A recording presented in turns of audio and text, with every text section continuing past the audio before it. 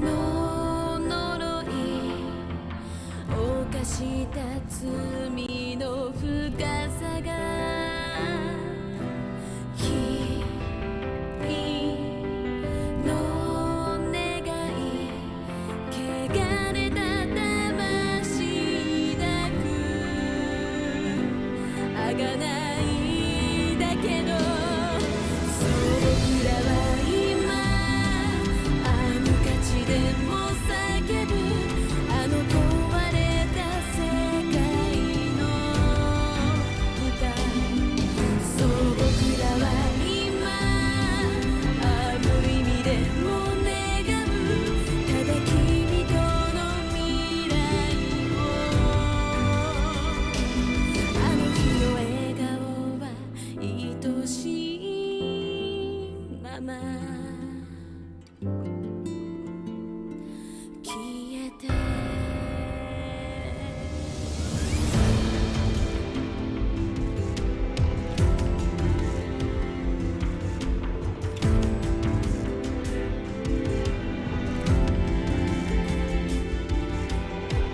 溢れる緑こぼれる命風は今も遠く剥がれる錆とうごめく刃しか潜む森にこれが僕の呪い約束殺す痛みが君の願い最後の夢を捨てた償いだけどそう僕らは今無価値でも叫ぶこの汚れた世界の愛そう僕らは今ある意味でも願うただ君との時間を溺れた意識は優しいまま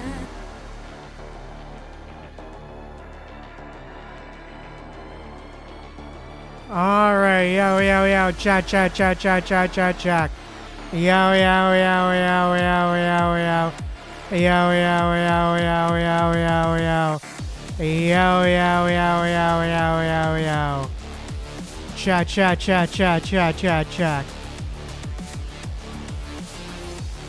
All right, yo. All right, here we are. There we go.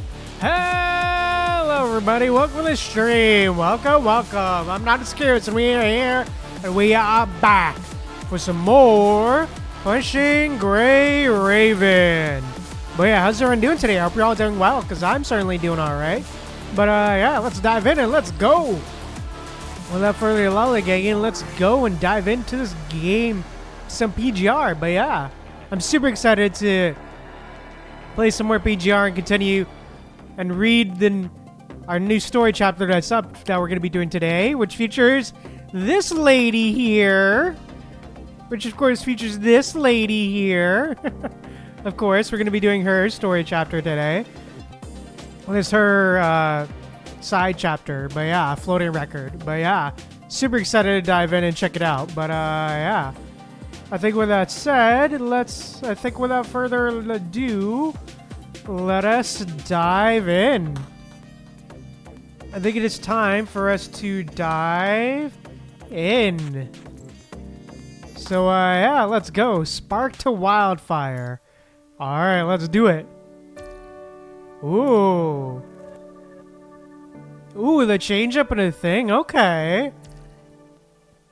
Ooh, I like that. Love the little touch there. And the art, too. Background art, okay. Alright, let's see what this is all about. So, yeah, let's dive in. Spark to Wildfire. I told you, Oh, voiced? Oh shit, cutscene? Lies will always be lies.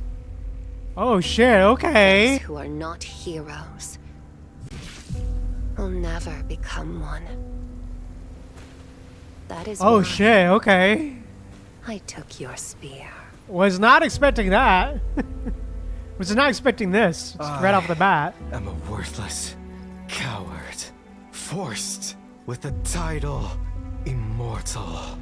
From one generation to the next, crafted valor only serves as the bannerman to wage against all the world. Oh shit, yo. Paradox. You, an overextended everyman. Will you be swept along with the tide? Or crawl one more wretched step? Oh, we're continuing the Lloyd storyline. Okay. Either way. Whenever you need me, just give me your hand. No matter how the world decays,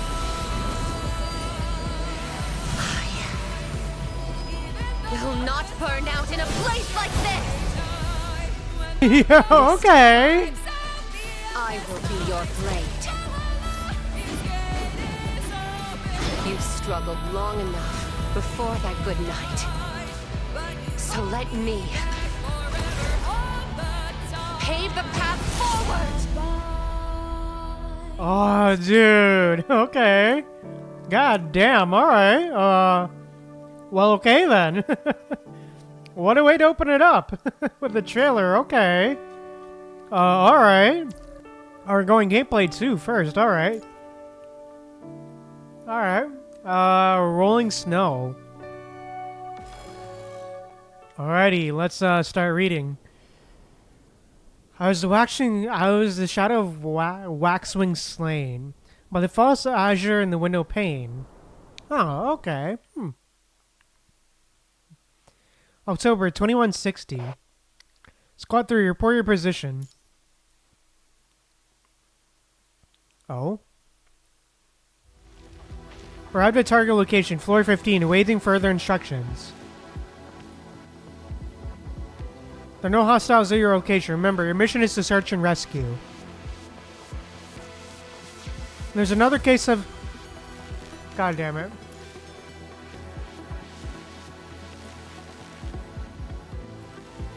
There's another case of competitiveness like last time. None of you will graduate, not a single one.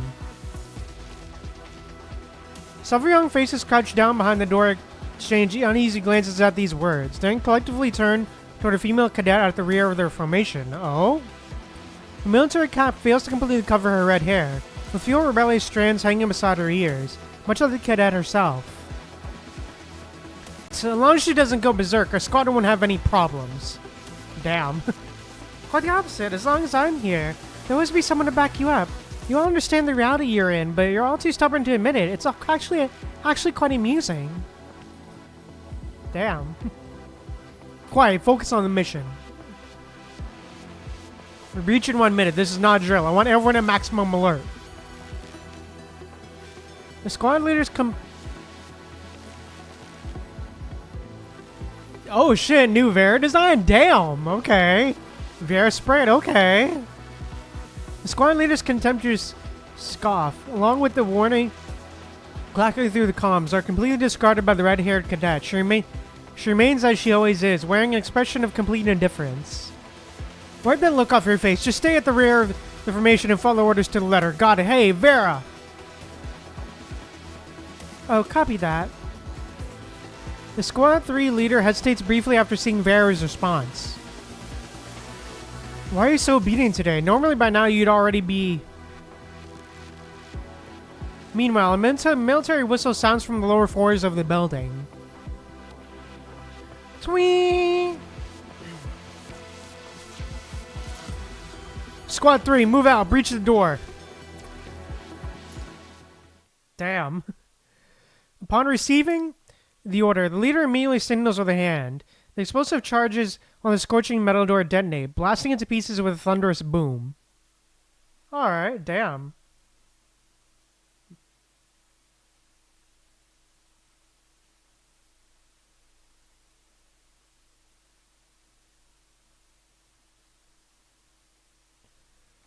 Alright, okay. Breach! The damaged door is kicked open. The entire squad rushes in with weapons raised, quickly slipping through the entrance one after another. Ooh, the music is going crazy too. Alright. Is anyone here? It's safe now. Come out if you can hear us. The area is secure. Everyone surveys the fire-scorched surroundings with weapons raised, tactically following each other's footsteps while deliberately pushing Vera to the back of the formation. It's just search and rescue. Do they really need to rush in like that? Vera, you've been banned from frontline operations. If you mess up one more time, you won't be the only one receiving a dismissal warning. Everyone in your squad will suffer consequences with you. Damn. All I can do right now is keep my eyes peeled and check the corners for survivors. I suggest we spread out. Everyone should give each other space to search each corner properly. What's the point of bunching together like this? That's too bad, Vera. We're making sure you don't try to go solo again this time. Where? Oh shit, get out of the way! Ugh. Before the captain can react, Vera launches a swift kick, sending him flying behind a nearby table.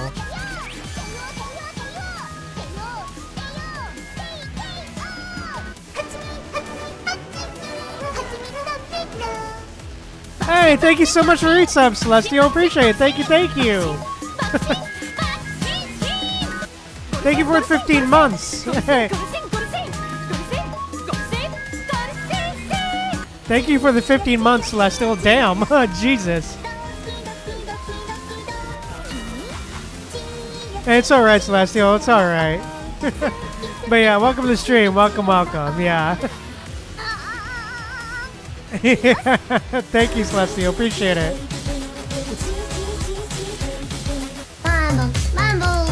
Yeah, thank you for 5 months.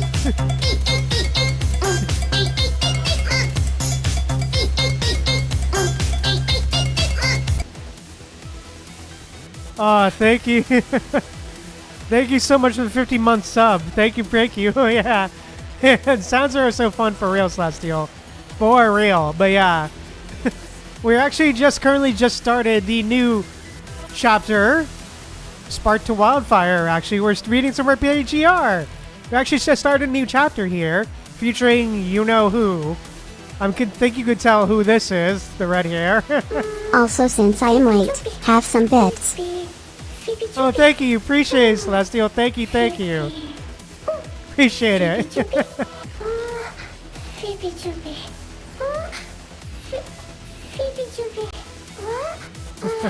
Oh, thank you, Celestial. Appreciate it.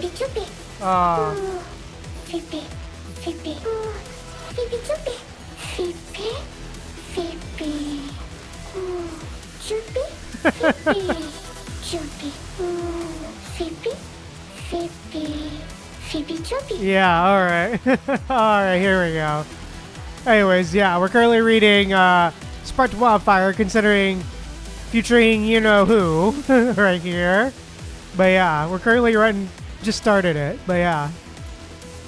Anyways, yeah, pretty much I believe we're all the way in the past. October 2160, so yeah. Pretty sure this is past, but yeah. God damn it. Welcome to the stream, Fuzzy. Welcome, welcome. God damn it. Welcome to the stream. Welcome, welcome, Fuzzy. But yeah. Anyways, to summarize so far, basically we're... Bruh. God damn it, got me again! But yeah. Hey Fuzzy, welcome to the stream. But yeah, we're currently reading Spark to Wildfire featuring Vera, and we're basically in the past. I'm pretty sure we're in the middle of like a military operation regarding Vera, probably, and where Vera is like a cadet or something. But yeah. Anyways, and they're search and rescue, and they're on a search and rescue thing or whatever. But yeah. Anyways, a split second later, a massive hound roars as it leaps through the space where the captain had been standing, his jaw snapping shut with a bone-chilling crack. Had the captain not been knocked down in time, would have been his neck between those teeth. Damn.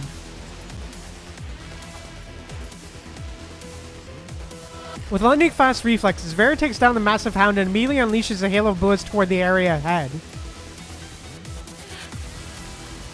The captain's eyes widen in shock amid the frenzied barrage. He sees something floating toward them like a tidal wave. He can't find the right words to describe them, managing only to shout a single alert or code into his radio. Monsters! Fall back, everyone, fall back! Vera continues firing while yanking up the captain she had kicked to safety, leading her teammates into tactical retreat. Wasn't this supposed to be just a standard terrorist attack? A rescue mission? Don't tell me you concealed the mission's true nature and led the team straight into the front lines just to get back at me. That's bullshit! We're just a bunch of students who haven't even graduated and must back up for the rescue operation. How are we qualified for high security missions like this? Besides, even if I hated you with all my guts, I wouldn't put my own life at stake and die with you. Damn. Think about it, this place is a biotech company building, and these unplanned monsters appear, if you ask me. All I can say is that they're hiding too damn much. These money-grubbing people here have hearts as black as coal. We're screwed. I knew the missions with you never end well, Vera. Last time was bad enough, but this time we're totally done for. The captain speaks through gritted teeth into his radio, describing the crisis Squad 3 has encountered. Instructor, investigate this place. Please investigate. This company is conducting illegal experiments. We're looking at them right now. Dogs with 3 heads and fish with legs. They're extremely aggressive and charging straight at us. Damn, Jesus, that's morbid. The radio crackles to static. No response. What? Something's gone wrong. Fall back for now. Vera covers with her retreat, sliding through the main entrance while firing every last bullet at the monsters inside. But from the corner of her eye, she catches a glimpse of something hidden in another secluded corner. Oh? Hmm? It's only a split second of hesitation. A dog lunges at her, clamping down on Vera's shin and knocking her to the ground. Oh, damn. Oh, boy. Oh, Jesus. She crashes into the corner, hitting her head in the process. Her vision instantly goes dark as the world spins around her. What? She senses something changing within her body, but has no time to investigate further. What? Through her fading vision, she glimpses a fragment of an unfamiliar world. What? Okay. Gameplay time, I guess. What? The defense line has been breached already. Oh, cutscene. Where am I? Wasn't I just inside the building? Yeah. Vera to Squad 3. I repeat, Vera to Squad 3. Do you copy?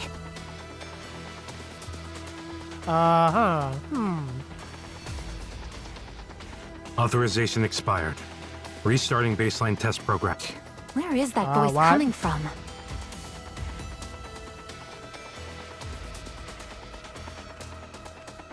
My dear Valkyrie, where's the fire? What?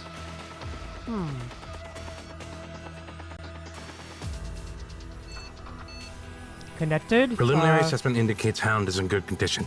Permission granted to begin baseline testing.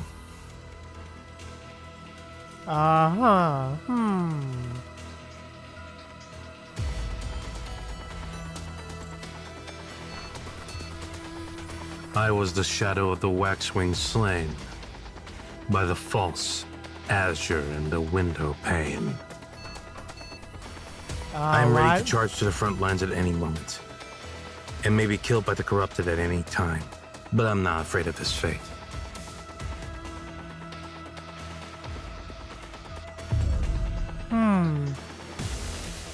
Oh shit, okay. The flames shall return.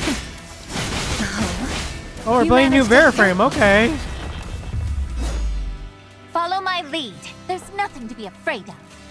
Okay. What?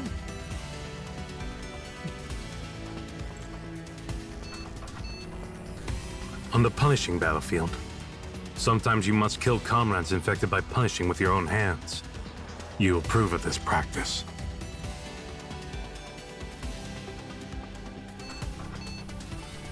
After experiencing various battlefields, Oh, you God. believe you've developed psychological trauma or Nope. more severe symptoms of mind Rip deviation. the bug. Oh, rip the bug.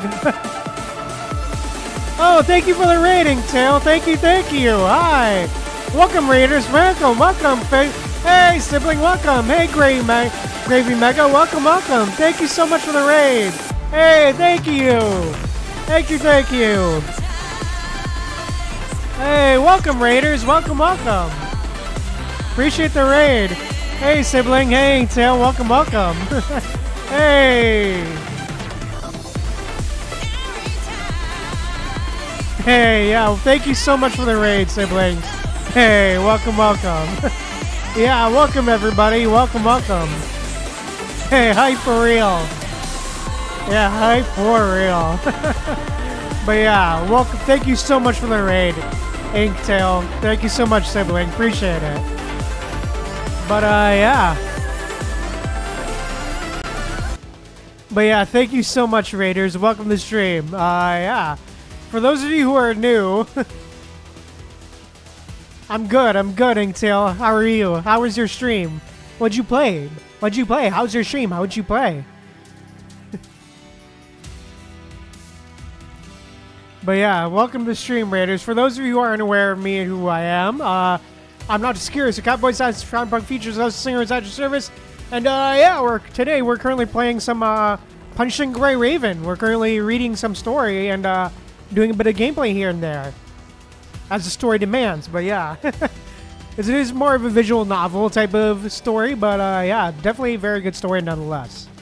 But yeah, thank you again so much for the raid. But yeah, how's your stream, Inktail? How was your stream? And what did you guys play today? But yeah. Oh, nice. Oh, nice. God Eater 2. Damn. Wow. God Eater 2. Damn. Jesus. Good luck with that. Good luck with God Eater. Definitely is quite a hard game for sure. But yeah, never really played it myself, to be fair. So I've never really had an experience with that. But yeah, it's definitely very much an experience for. Definitely think it's a very much an experience for sure. But yeah, thank you again so much for the raid. But yeah, trauma. Okay. The flames jump. Behold, my unsheathed blade. Damn. Follow Okay. my lead. There's nothing to be afraid of. Oh, okay. Well, I hope you enjoyed it, Tail, but yeah. While fighting for Kurano, you felt that everything might be fake. Oh. Oh, damn. Fair, true. He just yapping. It was mostly just yapping. Oh, okay, yeah, fair. I do that a bit. I do that a fair amount as well, though not probably to as much of an extent as many other people, though. Well, I do enjoy yapping a lot as well. For the most part, yeah. But I'll be honest, I can't yap for like ever, though. But yeah. I'm definitely gonna be here. Can't wait to see what future project you have in store for us as well, Inktail. But yeah, thank you again so much for the raid. Can't wait to see that new future project for sure. It's all fake. Oh. Yeah, true, fair. Yeah, fair, Inktail, fair. Yeah, fair. Yeah, understandable. Yeah. I definitely got definitely got a new thing in the works as well. At least a new art piece for sure. A new thing as well that's going to be coming out whenever the Wuthering Waves and Cyberpunk collab comes out. But yeah, definitely something that's coming in the future as well. That's for sure. For those of you who are unaware and have not, were not there during the Christmas stream, this is probably the first time you're hearing it. But yeah, whenever Wuthering Waves X Cyberpunk 2077's, or I mean Edgerunners collab comes out, that'll come. The project I will release that. But yeah, it's definitely something that I've been saving for a while and I've been sitting on for a while. Yeah, Cyberpunk 20 Edgerunners. I believe it is. It's an anime, I believe. Yeah, it's like a popular. Cyberpunk Edgerunners was like a popular anime, if I believe. It was based off of the game of Cyberpunk 2077. It was like that. It was like that game by CD Projekt Red that came out with Keanu Reeves with a metallic robotic arm, and that was super buggy in 2020. But yeah, I could definitely send you a link of the anime on Discord if you want, because it's actually really good. It's actually a really good anime, for real, though. I could definitely send you, a link to it, for sure. It's definitely very good. Actually, you know what? I'll send it to you right now.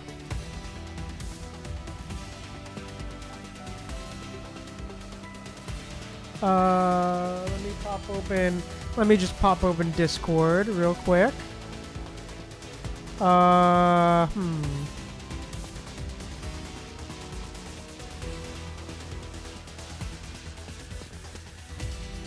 Intel.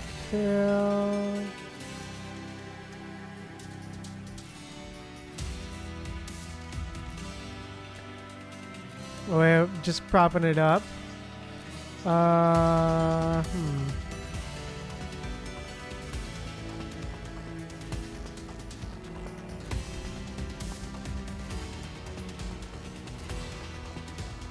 Yeah, I just sent you the... Yeah, Intel, I just sent you the My Anime List link there. That you can check of that anime there. You can definitely check it out. I definitely do recommend checking it out. It's a really good anime. I believe it's made by Studio Trigger as well. But yeah. Anyways, but yeah. Definitely a very good anime that's definitely worth watching. Highly recommend everyone watch that, for sure. Definitely part of the... Definitely not part of the inspiration, for sure. Behind this model, for sure. Definitely not a bit of an inspiration there. But yeah, anyways, let's keep on going with the story here. It's all fake? Your existence might also be fake. Oh shit, I'm real? You harbor resentment toward the world and everything around you. You decide to shatter the window. The window? Yes, this is the feeling I crave. Oh shit, You okay. managed to hurt me. Skulking in the shadows, delusional. Behold. God damn, alright. Blade. Feel the searing flames of your fate. Follow my lead. There's nothing to... Test failed. Terminating authorization. What? So this frame is active again. Bruh. Thanks, Come, Fuzzy. Take a piece of flesh from this body of mine. Rolling snow. Okay. Okay. Well, okay then.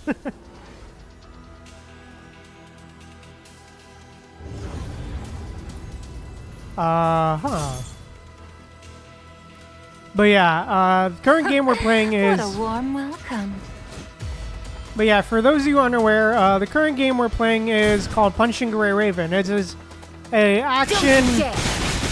an action RPG, pretty much. It's basically a gacha game. That's an action RPG as well. action Feel the elements. searing flames of your fate. Brace yourself for the relentless fight of pain. That's which story is told in a visual novel style, but yeah, which I definitely enjoy, which I definitely highly recommend you check out for sure. The valid authorization detected. Okay. It's locked. Captain, do we have any breaching devices left? No more. Maybe we can find access cards on the building staff. Yeah, enjoy the area lurking is full of tail. those monsters. Appreciate you We've dropping already by. lost some people. The communications are down. We might not even make it out of here ourselves. Check for casualties first. It's not over yet. Easy for you to say. Keep your eyes on that health signal detector and look for more survivors. And you're unable to identify a healing target. Fatal wound. Impressive. You've Alright. completely reversed the labels for fatal and non-fatal wounds. Did they teach you to make such elementary errors at the academy? Forget it. I'll handle the search mission. You stay here and catch your breath. Just try not to die of fright if you see an enemy. Still with that damn attitude. You better not come back here empty-handed. Alright. Alright.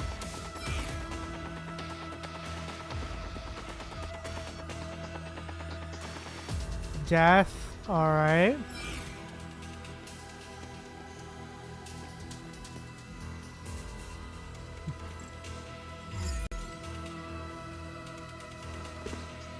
Okay.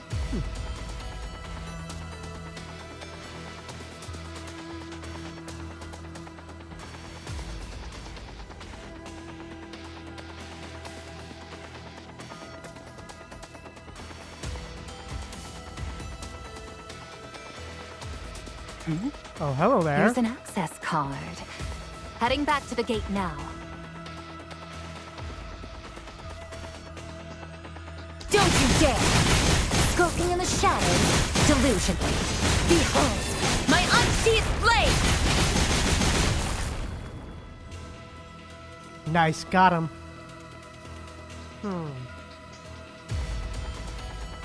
Alright, let's open this gate. Valid authorization detected. Alright. There's a voice, Vera. Alright. Let's go, big gun boy. Let's go, big boy. Those things are coming after us! Watch your back! Oh, fun. Don't you dare! Behold, my unsheathed blade! Ridiculous! Feel the searing...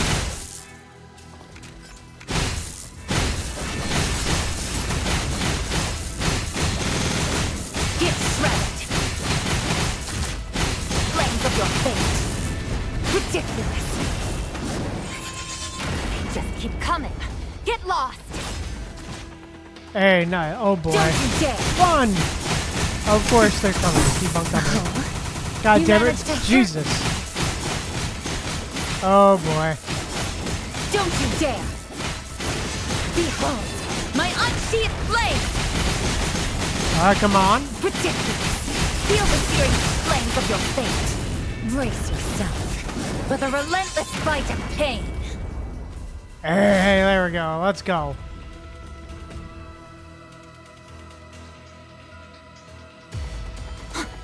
There's another survivor!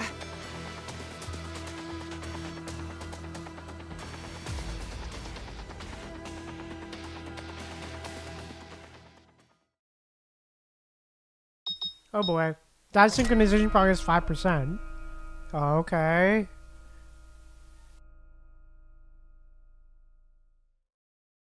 November 2160. You're doing well. You walked through the fire and only got some scars on your arm. Pretty lucky, I'd say.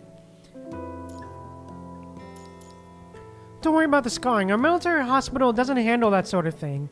But there are plenty of specialty clinics outside that can completely restore your skin. It's nothing to worry about. Damn. Wish we had places like that present. As for other things to pay attention to, there's not much beside being careful about what you eat. Hey, Vera, are you even listening?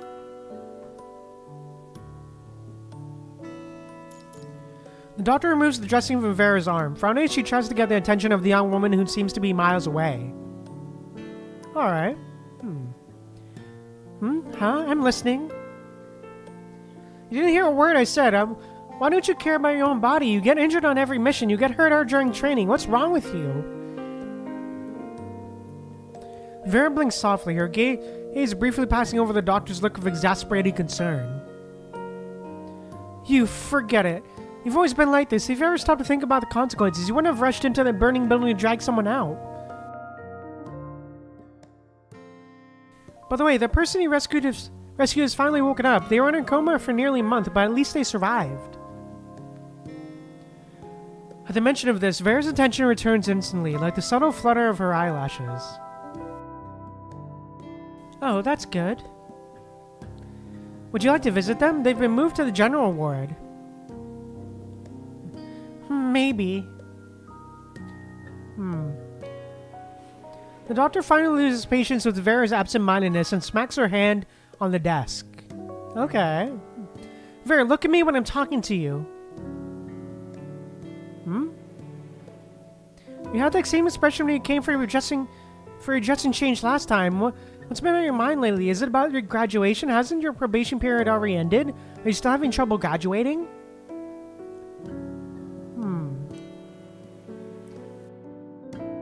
Graduation shouldn't be a problem as long as those recruiters stop tripping over themselves trying to collar me.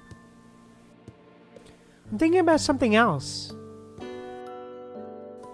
Vera traces the raised scars on her forearm, her mind drifting back to that day in the burning building.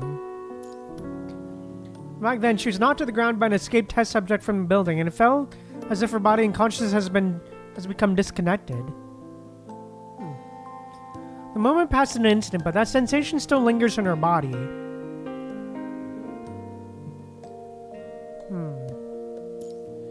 It felt as if her bones and flesh had been replaced with cold metal. She's still herself, yet utterly indifferent from who she once was. Doctor, what's the current level of bionic prosthetic technology? Prosthetics, bionic technology? Why are you suddenly asking about that? Hey, you're not playing some kind of mechanical ascension, are you? I'm just curious. I want to know more about it. Oh, damn. Technology in the field is quite advanced now. Bionic prosthetics have a high adoption rate. It's become a relatively successful industry. There's a rather famous figure in the field, Professor Liston. Have you heard of him? He's the leading representative of those researchers passionate about mechanical human augmentation, though I've heard he's been focused on teaching students these past few years and rarely makes public appearances. Damn. If you're interested in learning more, I could also... So, is there technology now that can gradually replace the entire body with mechanical structures? The kind where not even trace of biological tissue remains? It does exist, yes. Your military district occasionally gets access to some cutting-edge projects like that. I heard recently that someone has already achieved a complete body modification, replacing the entire body with metal structures. They can even discard the brain and nervous system, storing consciousness and memories through some special method. Yes, that's it. Something like that. Gwyneth falls silent, stunning Vera with a suspicious gaze. Huh. Something's wrong. I suspect you're having dangerous thoughts. I've known you for many years, and I believe every bizarre thing you say has a source. I'm really just curious. Stop, Vera. For your own sake, I won't discuss these things with you anymore. I can't keep up with your line of thinking or predict what neural impulse you have next. The doctor gathers her things and stands up to leave. Alright. You just said you wanted to meet the person brought back from the first fire site. Let's go then. From now on, I'll only answer your questions about this matter. Damn, okay. Through the hospital room window, Vera gazes intently inside. The day's counterterrorism operation went awry, with multiple members of Vera's long logistics squad injured.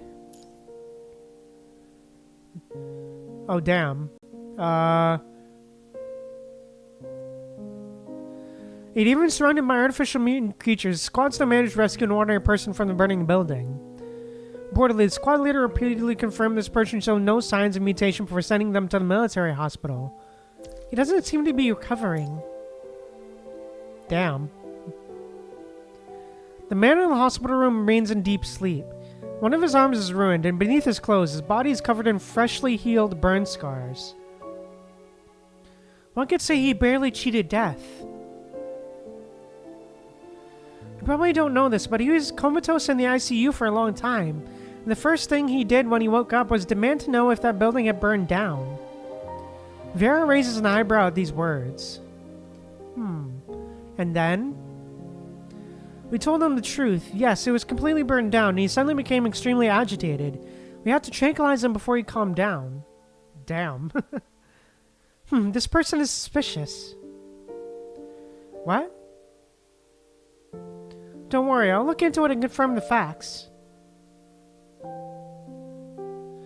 Through the window, Vera continues to study the unconscious man, watching as he clings to life with his broken body. Before you breathe your last, why don't I squeeze whatever value I can get out of you? Damn. Okay. Military Academy. Red-haired Vera returns from the hospital, walking through the corridors of the military academy. She passes by many fellow students without greeting any of them. Everyone's bursting about preparing for their final graduation assessment. Once they pass, they'll be able to join various combat teams and enjoy a stable and comfortable life in this era of peace. Aww.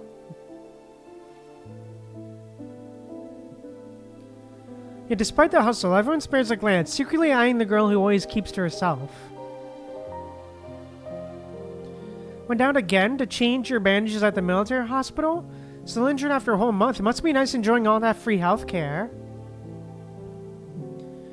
The Team 3 squad leader blocks Vera's path, congratulating her snidely. Thanks to her heroic sacrifice during the last mission, we managed to rescue the hostage with you as the only casualty. If you don't deserve any commendation, then who does, right? You poor thing, is that burn on your arm healed yet? Oh no, is it scarred? Get lost, child. Vera understands perfectly. This sarcastic concern and congratulation has a meaning. It's a subtle warning about her unauthorized commendation. About what we discussed last time, have you thought about it? After graduation, continue with us in logistics. Almost everyone in Team 3 wants this.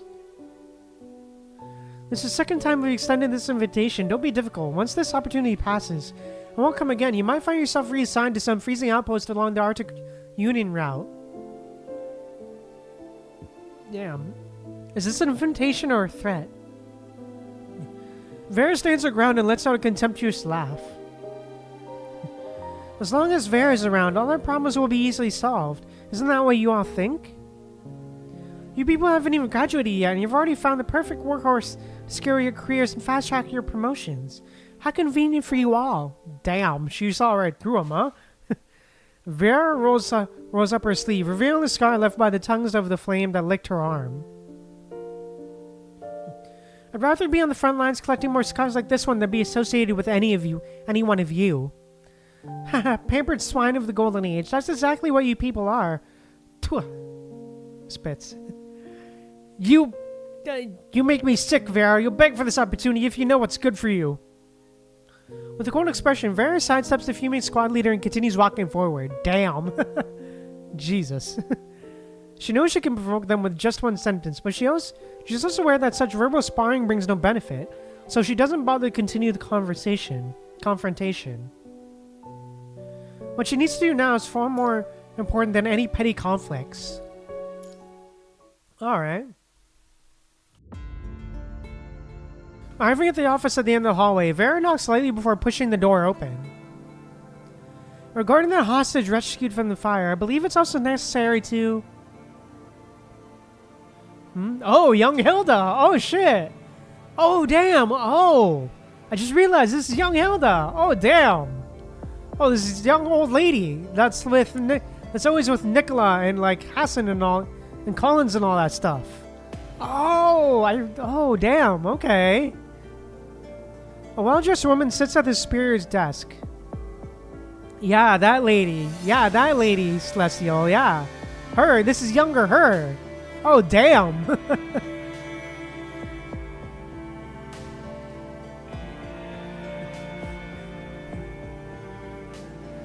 Well, just says, discussing procedures for the terrorist attack. Yeah, I believe it's, my apologies, I'll return later. No, your timing is perfect. Please stay and listen, Vera. Vera, you're the student who rescued that hostage. The woman extends her right hand, gently shakes her hands with Vera, and presents her work identification. I'm Hilda from the Control Court. Please come here and listen to what I have to say. Yeah, her! Yeah, her! It's her! Yeah, no wonder they saw, like, where was it?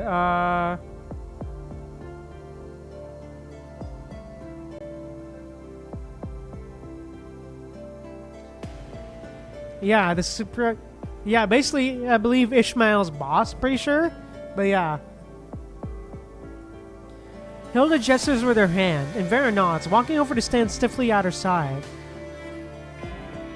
As I was just saying, regarding the hostage you rescued, we need to confirm his identity. You were the first person with close contact at the scene, and I'd like to hear your thoughts. Understood, I'll cooperate. According to that medical report, his face is completely destroyed, and his DNA information doesn't match anything in the resident database. We're currently unable to determine this person's identity, but we do have a theory. Hilda sends the file to Vera, who immediately reads it. Take a closer look at the details. That building is the headquarters of a biotechnology company under the Copperfield Group. That company's business performance is average. Copperfield barely bothers to manage it, and I hear they're preparing for an acquisition process. Overall, though, there aren't any significant issues. The main business has been the extremely common genetic selection program that's currently on the market, highly popular among the upper crust. Through genetic selection, they manufacture the most superior offspring, free from various hereditary diseases and unstable development factors. Sounds like a good thing, doesn't it? As Vera offers a blunt assessment, the officer at the desk shoots her a warning glance. However, Hilda gives a slight nod. Damn. Yes. Now I need to tell you this. The hostage's skin was severely burned, with only faint markings remaining. But after thorough examination, we believe it's a code sequence. You suspect he's one of their test subjects? It's entirely possible, given all those modified monsters that appeared there. I imagine human experimentation wouldn't be much of a stretch for them. But the timing makes no sense. Tell me what you're thinking. Vera doesn't respond immediately. Instead, she glances toward the desk. Commander? The officer at the desk continues to frown. Damn. Vera, you're free to express your thoughts, even if you think they're just loose threads of speculation. Understood. As it happens, the Kowloon Fushi Research Institute was recently embroiled in a scandal, prompting an investigation restructuring by the Science Council's Ethics Committee. Many people were held accountable. With such precedents, if a biotech company like this were truly engaged in illegal activities, logically, they would scatter out of the labs in different locations and maintain strict secrecy. Damn. Yet their headquarters, located near the city center, brazenly housed those experimental subjects, conducted human experiments that crossed every single line, even exposed ordinary citizens to these activities. If the company were struggling financially, smooth acquisition would have been a bad outcome, but this behavior is corporate suicide, like grabbing a megaphone to broadcast their wrongs to the world. Therefore, I suspect someone must have deliberately exposed them, sending out experimental subjects and even a hostage as evidence. Varix finishes explaining her theory, and Hilda nods repeatedly in an agreement. Hey, alright. So is this the work of judgment? The media should have picked up on this by now. No, hasn't there been any news after an entire month? People on the outside still seem to think it was just an ordinary terrorist attack. Did you suppress the information? Vera slightly furrows her brow. She suddenly feels something isn't quite right, as if she's overlooked a subtle but critical detail. Hoda looks directly into Vera's eyes, then passes her own device to Vera. The screen displays a video. Yes, we did suppress information. Here's the reason why. The video begins to play. Oh shit, okay, My name is Liston. I'll spare you the length of the introduction. Oh shit. Let me explain the situation in simple terms. I've been conducting a human cybernetic modification project for several years now. The most advanced results are right before your eyes. All research is conducted by myself, my laboratory. My students have remained within ethical boundaries. I've undergone regular reviews and have never engaged in any unethical practices that violate human dignity. Next is my formal accusation. I'm reporting my former student, Haynes. Haynes was already using legal methods to obtain cadavers back when he was studying under me, to facilitate his human modification experiments. At the time, he received an offer from a biotechnology company, poorly controlled by the Copperfield Group. I took the initiative to inform the company about his background, but they hired Haynes anyway. After many years, I've come to believe that this company is likely illegally conducting human genetic data samples and conducting embryonic cultivation. I don't have conclusive evidence, but I forward all of the information and relevant documents I'm aware of to you. I kindly request that you investigate this matter. That's it. Liston raises his hand in the video and the screen goes black. Damn. Oh, damn. Professor Liston is quite the character. He's always been straightforward.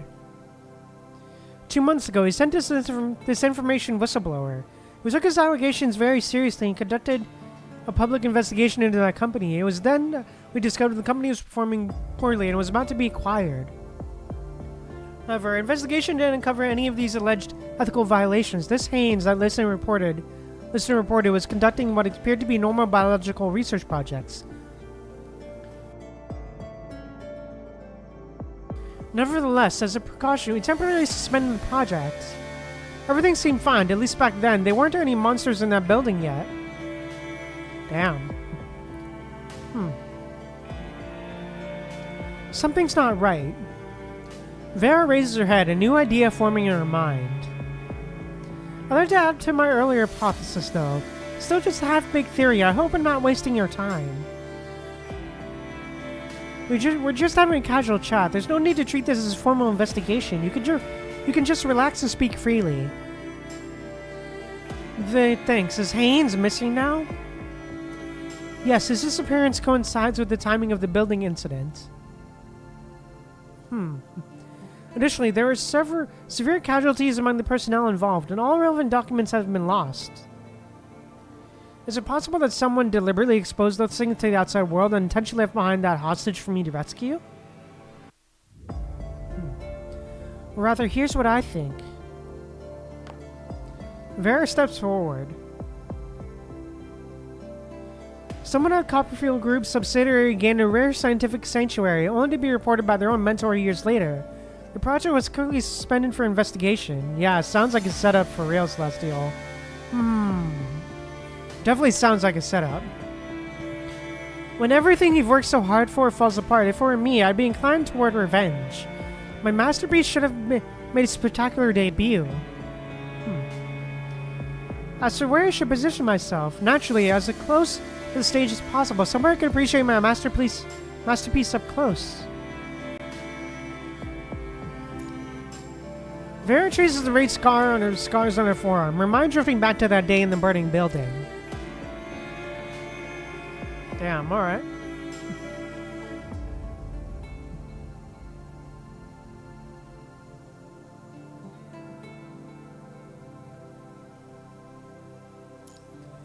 The bomb detonates softly in Vera's eyes, erupting in blazing red flames, just like the building on that day. Boom. Apart from a hostage who's still under supervision at the military hospital, could anyone else have accomplished all this so effortlessly within 2 months? Perhaps we should call him Haynes. But his DNA information doesn't belong to Haynes. Genes are a person's biological code, so how could he rewrite his own genes? On current level of human modification technology, our current level of human modification technology can replace limbs with more powerful mechanical prosthetics and make biological enhancements to the original flesh. What if Haynes actually went a step further and achieved genetic modification? If it can't be achieved on the original body, what about before the next self is born? Ethically reprehensible cloning has always been a major focus of such illegal research, and I doubt someone who casually steals corpses would care about the ethical boundaries. After all, in this era, there are far too many ways to shed one's skin and disappear. Hilda smiles and looks at the officer at the desk. You're right, she wasn't just a crazy girl. She's very sharp. I've said it before, she's perfect for this new mission. Damn. Vera, we need to search for more evidence going forward, and your mission is to continue guarding a rescued hostage. Uh-huh.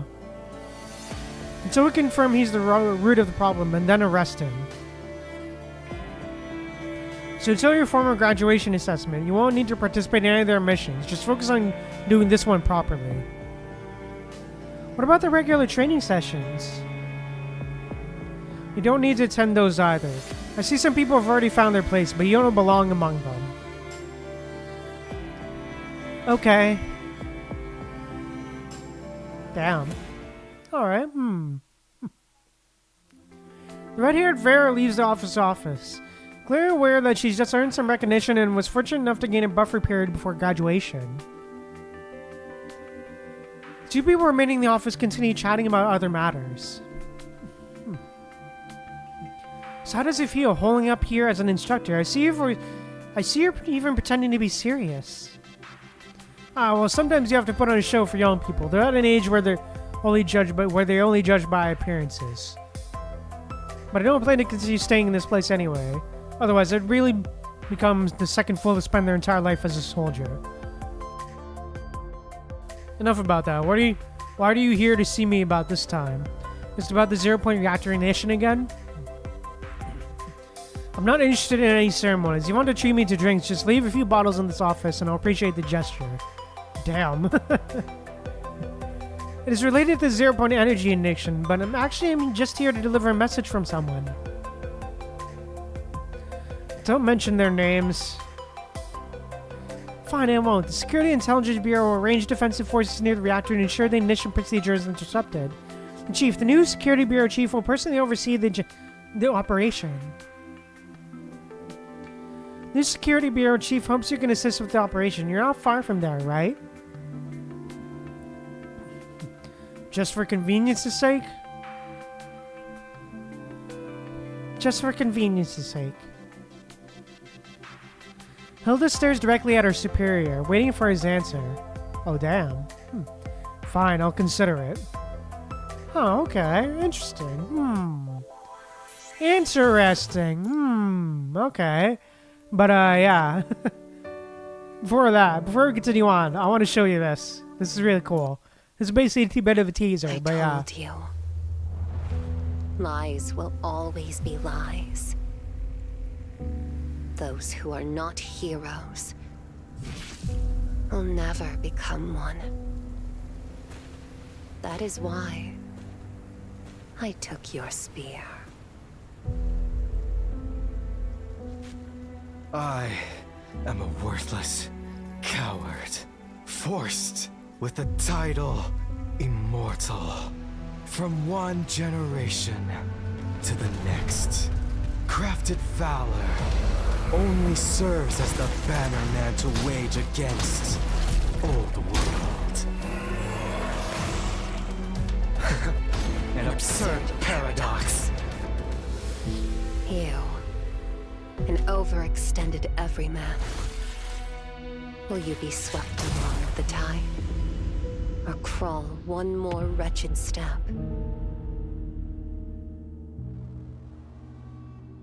Either way, whenever you need me, just give me your hand. No matter how the world decays,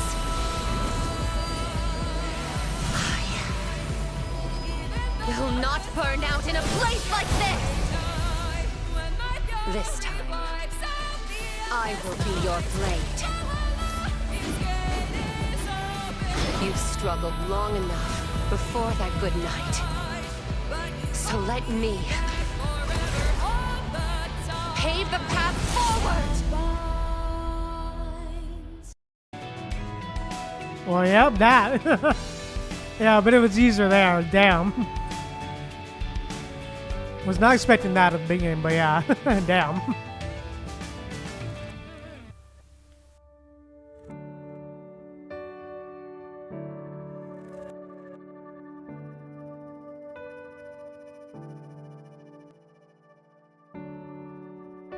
But yeah, pretty cool trailer for sure. But yeah, just gonna grab a drink there, hydrate.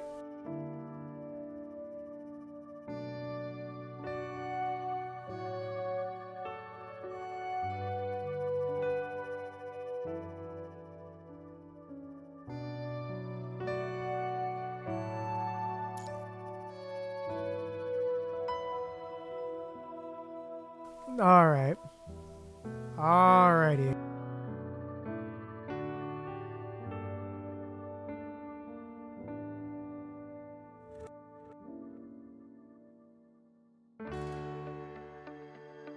Alright, let's keep on going. All in vain. 8%, okay.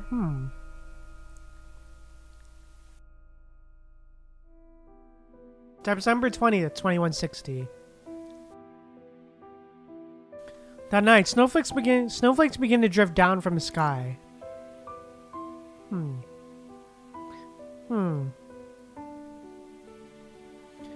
Vera walks through the falling snow and enters the military hospital.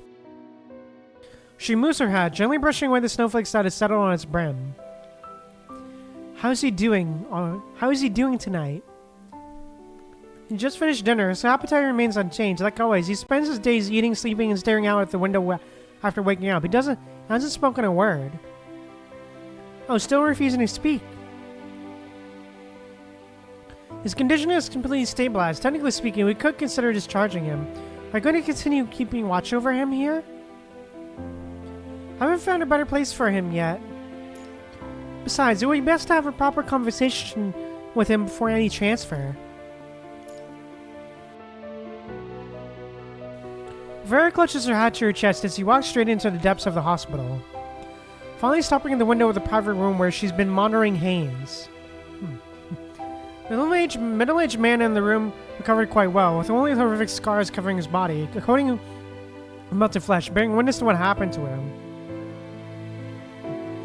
He sits on the bed, gazing into the far distance beyond the window, though there's nothing particularly worth mentioning out there.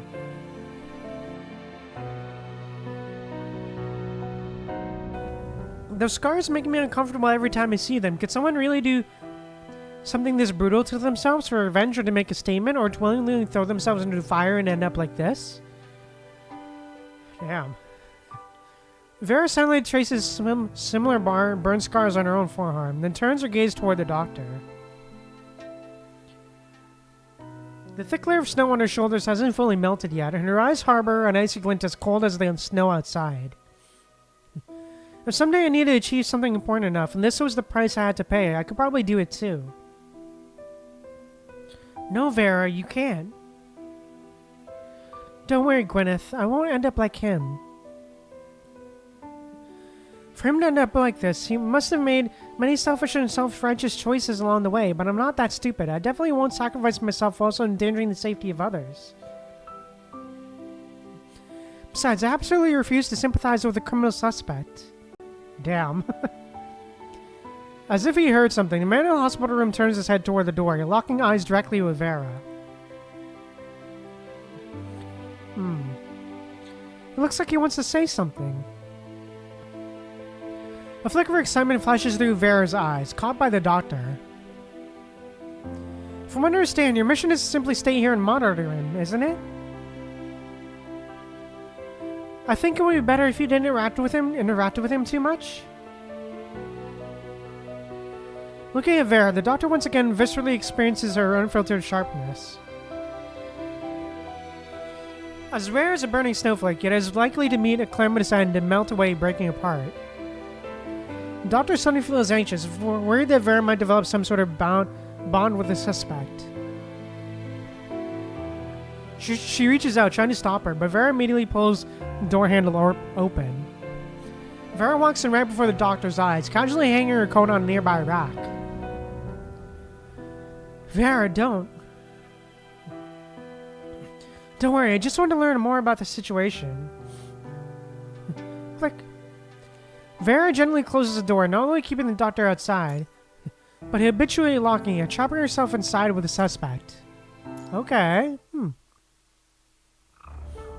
You're back again. Damn. He looks, damn. He definitely looks a bit, kooky. Yeah, okay, definitely doesn't look crazy, for sure. Yikes, for sure, Celestial. Yeah, yikes for real, Celestial. The man's voice is hoarse, his vocal cords scorched by the fire. We see each other every other day, but this is the first time you initiated conversation with me. Has something special happened? Nothing important. I just want an apple. The fruit platter has been sitting there for 2 days, but I can't peel them, so I can't eat them. The man points to the fruit platter on the shelf. You're quite demanding. You wanting your fruit peeled and all. Yeah, for real, Celestial. For real. Lol, for real. Vera sits by the hospital bed, drawing the military knife she always carries. She slowly peels an apple while humming a tune, just like an ordinary family member looking after a patient.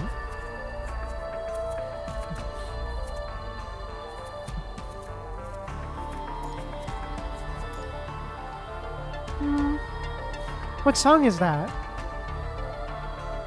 I made it up. Don't worry about it.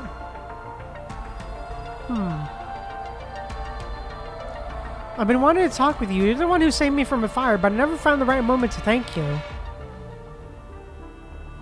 You know how it is with burns. They hurt like hell. For 2 months now, I've just been enduring it here day after day. The man gestures toward Vera's injured arm. She had rolled up her sleeve to peel the apple, revealing the scars that had never been properly treated. I believe you are someone who understands. Vera glances up at the man without responding. Her hands move deftly, quickly removing the skin and cutting the apple into equal pieces, which she arranges on the fruit platter. Help yourself. I knew it. I can tell you're different from those who casually slaughter like they're butchering animals, even though you work in the same slaughterhouse. Just because I cut some fruit for you? Has no one ever done something like this for you before? No, those upright walking creatures out there are either stupid livestock waiting for slaughter or butchers sharpening their knives. No one's willing to do small favors like that.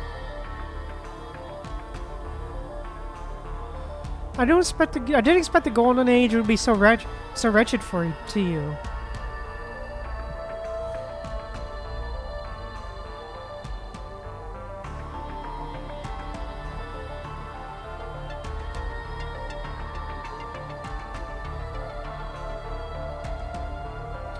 What about you? The fact that you understand me despite being surrounded by calm seas.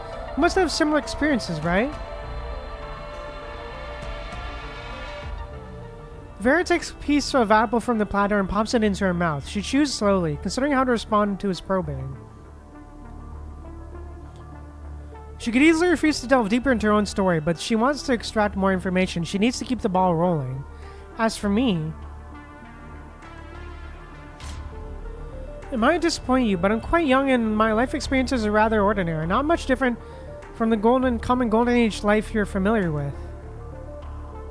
Damn.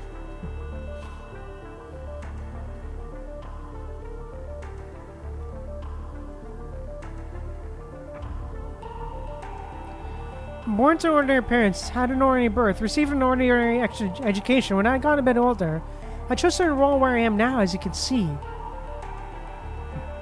Was your family good to you? Very good. They raised me, cared for my health, and provided plenty of guidance with my studies. Isn't that just a parent's duty? Yeah. That's just what duty means in broad terms. As for other details, when I was little, they would wake up early to prepare my breakfast, take me to school, and tell me bedtime stories at night. Did anyone help you comb your hair? Vera's response falters for a moment, just half a second. Yes, they even braided it. Did they stay in touch with your teachers? Yes, they check in about my progress every month. The man breaks into a wide grin. You're making this up, aren't you? Did your family die when you were young? Then you struggled your way to the military academy because it was your best shot at putting food on the table, wasn't it? Damn. Vera smiles as well. Are you trying to take control of this conversation? Pretty confident for someone trapped in a hospital room with me. Just look at your lies. They're painfully obvious. Just as a poor person can imagine the limits of a rich life, your story is riddled with holes. You've never been loved.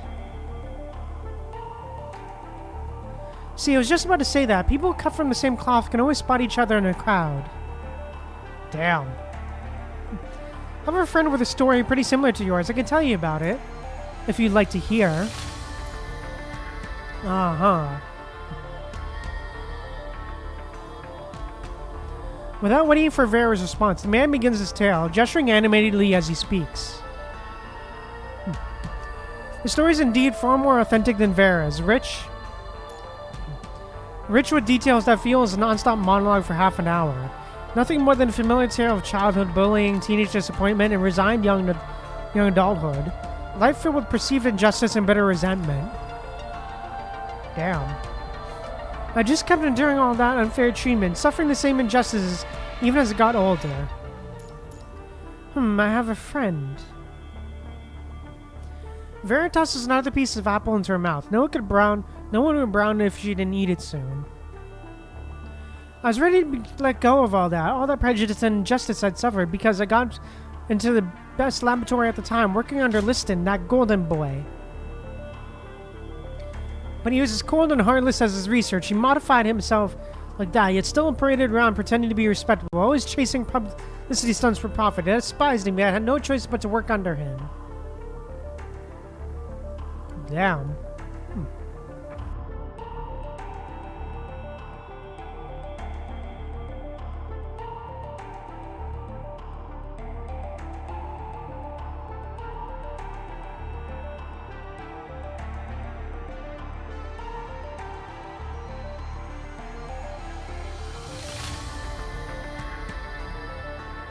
I thought I could tune out this background noise, but then he came directly to me, dismissed my achievements, questioned my methods, and completely disposed of all my experimental samples. Damn.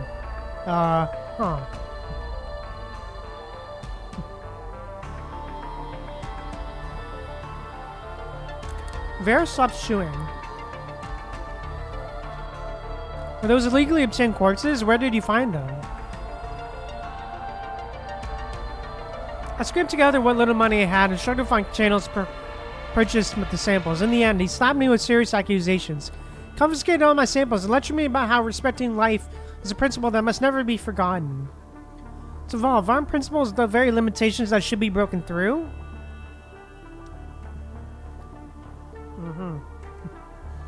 The man excitedly extends both hands toward Vera, as if seeking her approval, but she sidesteps to avoid his touch. I once felt fortunate to have found my true love in my work. I viewed those results, those samples, as my armor, never expecting that someone like Liston would take everything away from me time and time again. Damn. They shouldn't have done that. They'll inevitably pay the price. So I gave them what they deserved. Only listen. Listen is all that remains. The man's story matches almost perfectly with the information Hilda provided.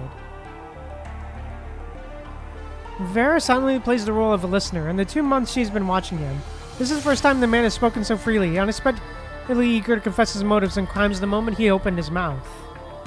Damn. Why? Why? Why would you confess everything about yourself to me, Haynes? Oh, I understand the confusion. You're here to monitor me. If I confess my actions, what likely awaits me is arrest or even death. But compared to whatever might happen to me in the future, I care more about being understood right now, understood by you. Uh-huh. Damn. I crave this sense of approval. All this just for my approval? I never expected my acknowledgement would be worth such valuable self-incrimination. Vera's fingertips tap lightly against her thigh, as she suddenly notices a slight unease in her chest. This sensation always appears whenever her intuition tells her something is wrong. Oh, fun! She discreetly wipes and retrieves the military knife she had placed on the fruit tray. Instead of scanning the hospital room, ordinary furniture and medical equipment function normally. A locked door and a window cracked slightly open for ventilation. What's wrong here? The window. For the past 2 months, you've been constantly staring outside, barely speaking a word. What are you looking at?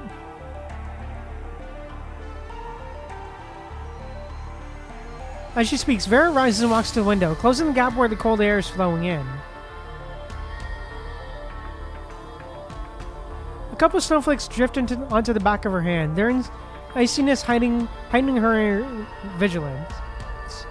She gazes into the darkness outside, finding nothing particularly noteworthy except for the shining indicator lights slanting both sides of the road at night. Okay,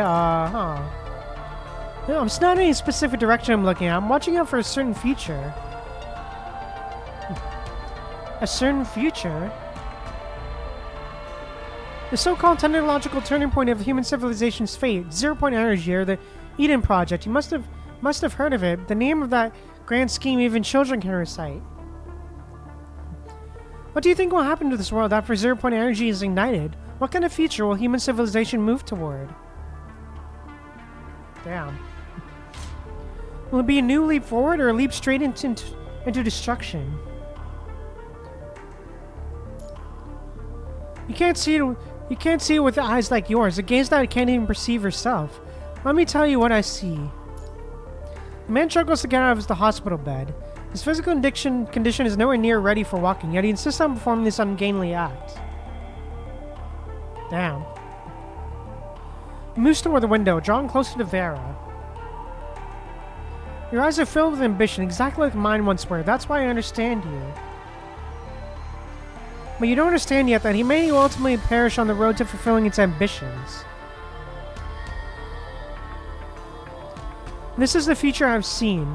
Just as every industrial revolution brought unbearable costs, 0 Point Energy will inevitably exact a new cost on humanity.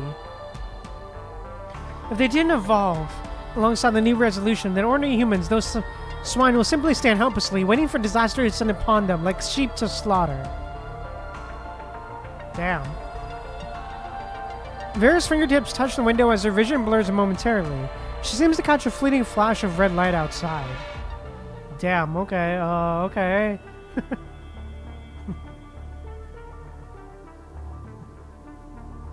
Okay then.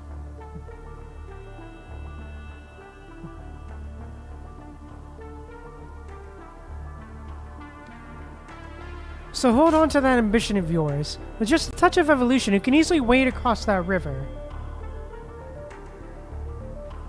Like replacing this fragile flesh, removing the inferior genes within it, and substituting them with... Replace them with your own experimental specimens, those monstrosities that are neither human nor beast, or shall I follow your example and throw myself into the flames? A sense of urgency spikes in Vera's chest, perhaps triggered by the strange red light she glimpsed outside the window moments ago. Tell me, why doesn't your DNA match Haynes' dossier? What did you do? This is merely a small step in evolutionary filtering. You could do it too if you wanted. Our conversation ends here. Damn. Okay, so yeah, that guy's definitely crazy. The roundabout conversation finally ends as Vera walks toward the door. All signs convince her to report this immediately. Even without tangible evidence. She confirmed that disaster at the building originated with this man. Her instincts tell her that this guy needs a higher grade of containment. She reaches for the hospital room door, preparing to leave. Are you sure you want to open that door? What? The communicator at her waist suddenly buzzes with a highest priority assembly message from the Academy, triggering alongside the hospital's alarms. Woo! Looking at the brief message on her communicator, Vera can make out any details. The situation not known, yet extremely urgent. Even students like them who haven't yet graduated must prepare to deploy to the front lines. Oh, damn. Wait, something's wrong. Haynes, sit back down immediately. I'll enforce restrictive measures against you. Strange hissing screams echo from the hallways as Vera quickly ducks to the side of the door, watching the man shuffle obediently back to his hospital bed. Is this your doing? Of course not. Look at the state of man. How could it possibly cause such widespread chaos? Uh-huh. Perhaps this has validated what I said earlier. Humanity will ultimately perish on the road to fulfilling its ambitions. Oh, God. A nugget of realization explodes in Vera's mind, like the instant of zero-point energy ignition in some distant unknown place. A scream of agony echoes through the hallway outside. Oh, boy. Oh, Gwyneth? Oh, great fun. Vera stops hesitating, drawing her blade and reaching for the door handle. If battle approaches, she must go there, to the front line. But heavy thud sounds from beyond the door. Someone has collapsed at the entrance, desperately pressing against it to prevent Vera from leaving. Don't come out, Vera, don't come out! What the hell's happening out there? This place... Bruh, god damn it, Fuzzy, god damn it. God damn it, Fuzzy. Oh my god, for real. God damn it, Fuzzy.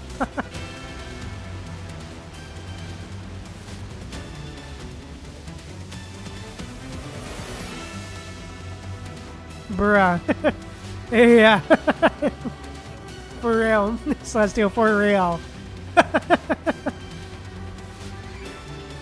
What the hell's happening out there? What the hell's happening out there? This place was supposed to be near a high-security military base. What kind of attack is this? I need information. Maybe it's the machines. The machines have all gone mad. I heard so much, it's over for me. You hurry, let's go right now. Let me out. Don't escape through the window. Stay away from crowded areas. I suspect it's some kind of virus. Can't figure out anything else. Oh, damn. Listen to me one more time, Vera. I promise you don't ever break yourself for anything. You're too... Oh, shit. Vera presses against the window, staring in horror at the scene outside. She witnesses something unimaginable, exactly as the doctor described. The crazed machines glowing red, slicing through the doctor's body. Oh, damn. Dr. Gwyneth! Aw. Look at you, you can't save her. Open it now!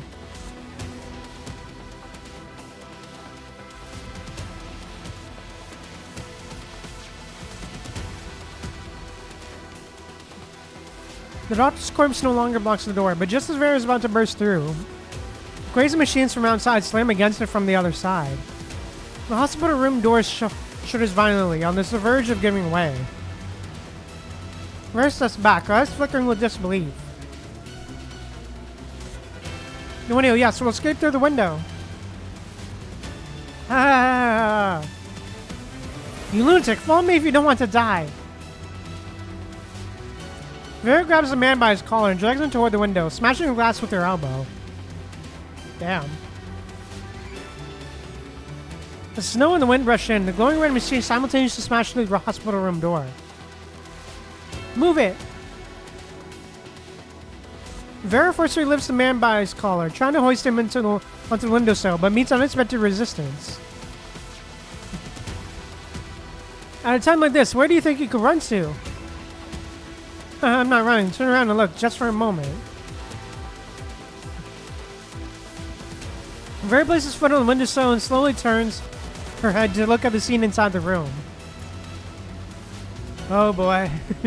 Oh, yo, the art, yo, that's so cool. Vera sees the man has somehow produced a knife, pointing at his own throat. It's not a military blade, but it appears to be a fruit knife that got hidden away earlier. Behind the man stands a horde of frenzied mechanoids, later known as the Corrupted. They huddle together, stained with the blood of doctors, eagerly lunging toward the two humans before them. Vera's eyes widen as she takes in the twisted scene before her. Oh shit, the man, satisfied with the emotions in Vera's eyes, reveals an equally twisted smile as his throat squeezes out one final laugh, a laugh of profound glee and satisfaction. You see, this is what human ambition always leads to in the end.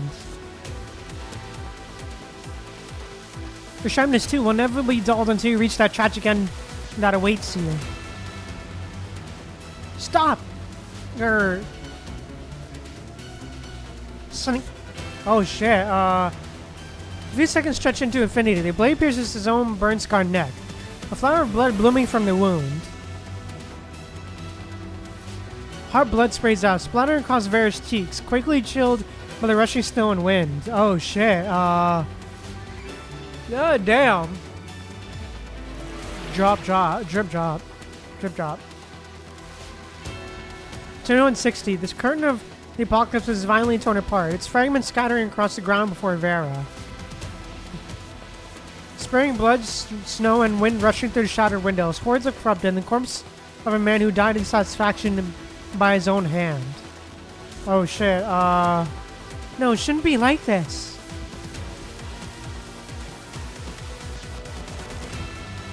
Oh boy. Something passionate calls with snow and wind. Perhaps it's the 17-year-old Vera, an ambition unique to a young girl, or perhaps the glory of an entire era. Oh damn, okay. Spark to Wildfire to Vera. Okay, damn. Poor year 2161. A few scattered seagulls fly low overhead, looking down upon the humans scrabbling to prepare below. This is the last shipment. Once everything's moved out, we'll never return to this port again. I heard the punishing is spreading this way. This place will probably fall too. What kind of thing is it that the entire world can't stop it from destroying everything? This world is garbage anyway. If it's gonna end, then let it end. Whatever happens, happens. Port manager tallies the final assets, roughly striking through items on the screen. I guess we might be considered lucky. At least someone's willing to pay good money for useless cargo at a time like this. Those abandoned embryos and the other samples like that. Who the hell knows what that new big boss wants these for? Whatever. No matter what, we still need to deliver those goods safely to the designated location as requested. Who's this big boss? Who's this big boss you're talking about? I heard it's Corono. Oh, of course it's Corono. That's not surprising. They definitely have money to burn. Let's drop it. Looks like we can set sail on time. Are you coming aboard? I'm not leaving. My wife and kids are here. If the damn punishing relay is going to swallow the city, I'd rather stay and die with my family. Damn. But yeah, of course it's Corono. Of course it's Corono that wants that. Wants the samples, of course. Yeah, Corono for real, Celestial. Of course.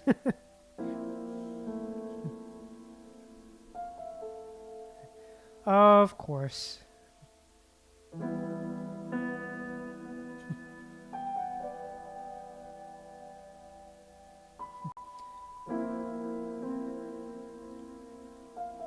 Damn.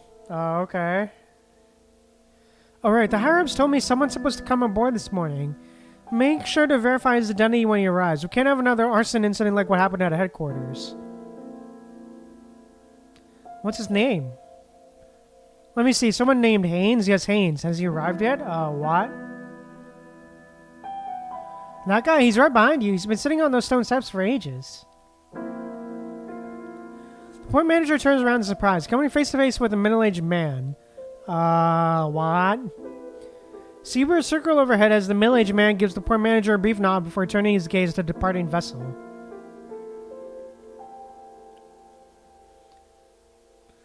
When he first arrived this morning, he was sobbing uncontrollably over the cargo. Those samples kept saying he never abandoned his children. Something about his beloved. I think he might be mentally unstable. Are you sure the higher-ups want him on that ship? The port's manager's gaze shifts downward to the middle-aged man's ankle, where tattoo-like code is visible. The numbers there indeed match the information he received.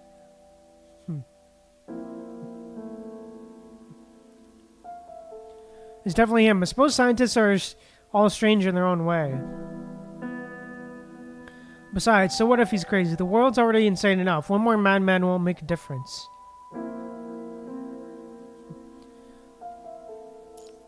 Hey, you, Haynes! The middle-aged man turns his head again. Get on board. Keep an eye on your precious children. Not just my children, but among continued existence is in there too. I'll watch over them carefully. Whatever you say, hurry aboard. We're leaving. Damn. Okay. Oh, well, okay then. So Haynes survived, I guess? Maybe? Probably? Okay. Okay.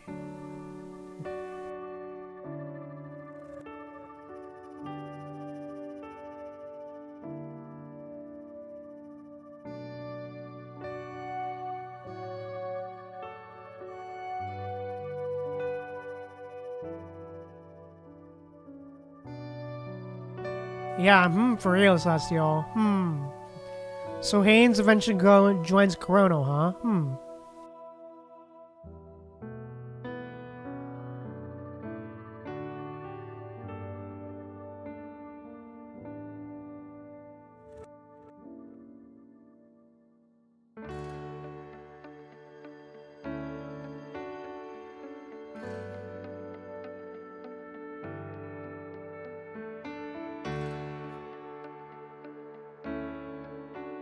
Ooh, the music. Yeah, funny how it says reincarnation for real, Celestial. Agreed.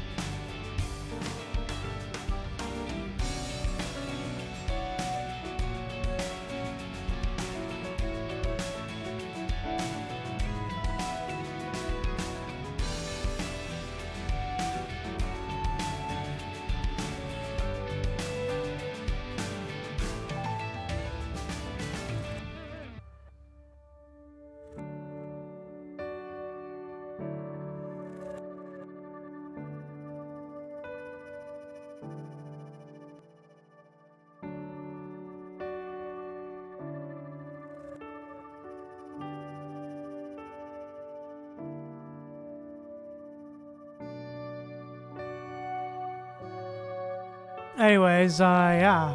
Definitely very interesting stuff, but, yeah. Apparently this next note is a long one, so I guess we better buckle up. So yeah, time to grab a drink and buckle up. So yeah, let's keep going. Reincarnation.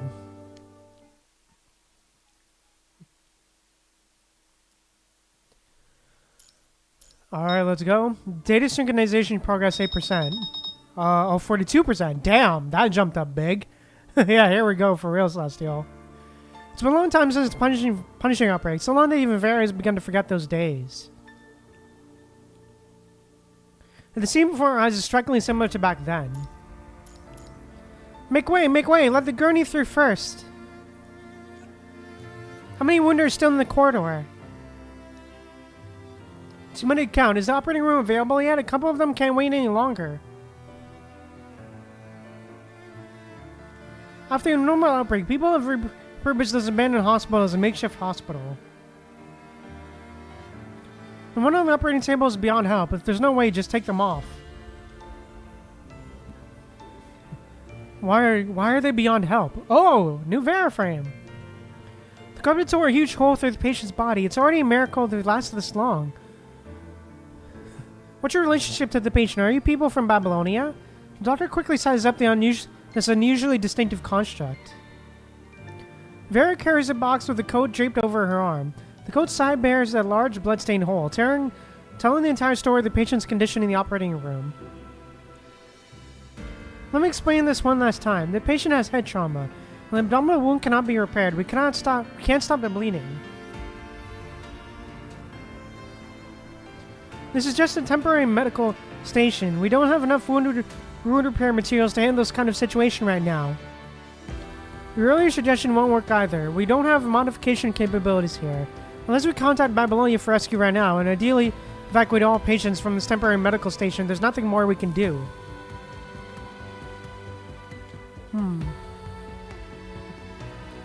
I have some emergency repair materials here that should temporarily patch large wounds. I keep them alive until support arrives. She lifts the box with both hands, holding it out to the doctor. After one glance at the markings on it, the doctor furrows their brow. I can't use this without authorization. Don't overthink it. I'll take full responsibility. Use it now to treat their wounds. Sure. The doctor's gaze lingers on the red-haired construct for a moment, but they choose not to question where these life-saving materials came from. They simply take the box and hurry back to the operating room. Alright. Before the door closes, Vera's gaze falls once more on your body lying in the operating room. Face twisted in agony, trapped in the grip of nightmares. I believe it's the world beyond the darkness you're in. Your stamina drains away as you remain trapped in the dreams of the past. What? Even the vital sign monitors keep triggering alarms. Oh, damn, that hurt. Before being wounded by the corrupted, what exactly happened to them? Back then, why did they get separated from the FOS squad? At that moment, the communication device at her waist seems to transmit a condescending taunt. Well, Noctis is actually 30 seconds late. Ah, Vanessa. My display clearly shows that we reached the target location. So where's your report? Don't tell me you're actually scared on your first trip. You're actually scared on your first trip to the surface. Vanessa? Communication device crackles static, seemingly affected by some signal interference. After being smacked firmly a couple of times, it returns to normal, and the figure on the other end comes into view. Of course. Yep, there we go. It's me, what's wrong? Not happy to see me?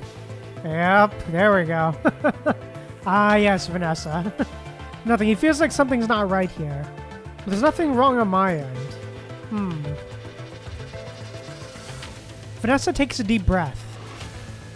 I don't need this kind of vague response. If you're already not clear-headed, then get the hell out of the squad now. Just because you were unlucky enough to be teammates... we were unlucky enough to be teammates today, and I rolled the dice to become the Red Team Commandant, doesn't mean I'll bite my tongue during credits by pulling up with your worthless mouth. And besides, this is just the combat exercise location. Surrounding areas are all established conservation areas that have been stable for years. If anything were to actually happen here, you might as well do nothing and just pray where you stand. Oh boy. Damn. Both our emotional venting and necessary instructions collude at precisely the right moment. Vanessa takes another breath before issuing commands to all Red Team members. Alright everyone, spread out and continue the operation. Sir, the blue team has left plenty of traps for us. Stay alert. Roger that. We're currently in the ruins of some Copperfield group high-rise. There's bird ash everywhere. Noctis, report your progress.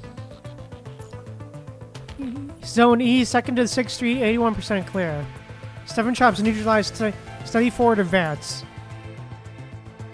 After hearing your report, the team communication channel, previously dead silent under Vanessa's command, finally fills with scattered faint cheers, as if they were relieved to have such a capable teammate. We haven't even found where the blue team hid their flag, and you're already celebrating this minor success. Looks like you're all perfectly suited for the bottom ranks. Damn.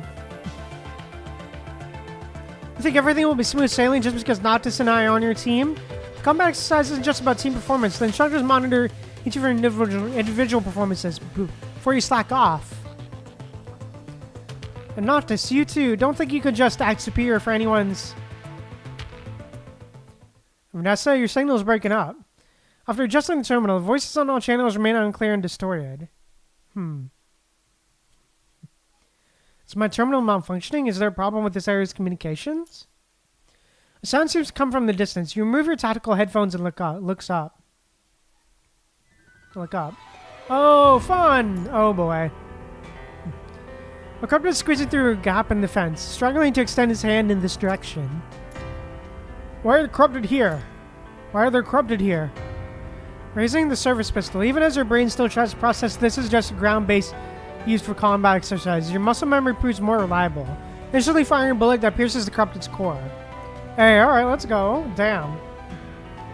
The next moment, more red lights flicker through the gaps in the fence. 1, 2, 3. Something's wrong. This is definitely not part of the exercise. You maintain a standard shooting stance, locking eyes with the gaze peering through the gaps. Your heart pounds uncontrollably. This is your first time on the ground for practical training. More importantly, your first encounter with real corrupted. Damn. But neither the images from textbooks nor the virtual reality simulations back in Babylon can compare to this face-to-face welcoming party with a group of corrupted. Damn. Calling in. Problem here, corrupted. Must evacuate. Someone in hand continues to crackle with static, clearly indicating that more people have been affected by the sudden attack. Oh shit. Unable to face the growing number of corrupted, you quickly decide to retreat, rushing toward the nearest conservation area. Alright. But soon, the wave of people flowing in the opposite direction reveals the harsh truth. Even the conservation area has fallen. Oh, damn. What happened? You shout questions at the scattered panicking crowd, but no one can provide a clear answer, only frantic responses. Oh, fun. Massive swarm of corrupted appeared in an instant. Couldn't organize evacuation. Run, the corrupted are already catching up. Oh, great. The dust-covered crowd jostles you as they flee for their lives. Choking clouds of smoke and dust filling the air. Ugh. But through the massive fleeing silhouettes and dust clouds, a fiery red figure stands motionless not far away. Oh? The relentlessly pursuing corrupted are closing in, yet that figure seems frozen in fear, showing no intention of running at all. Yeah, alright. Hey, retreat now! You swiftly spring into action, rushing toward the figure. Urgh. Watch out! As you lunge toward the red figure, a corrupted tears through their abdomen. The pain strikes so suddenly that you can't even scream. Oh, damn. Pain invades your vision like a dense black fog, clouding their sight. Screams of refugees around them fade to insignificance. Trembling, you try to cover the wound on your side, but your hand only passes through slick, warm blood. You're insane, you idiot! Oh, damn. In the darkness, only that angry shout pierces through your mind. After that, everything else fades to nothing. Damn, okay. Oh, shit. On the first day after surgery, you gain consciousness, your head wrapped in bandages.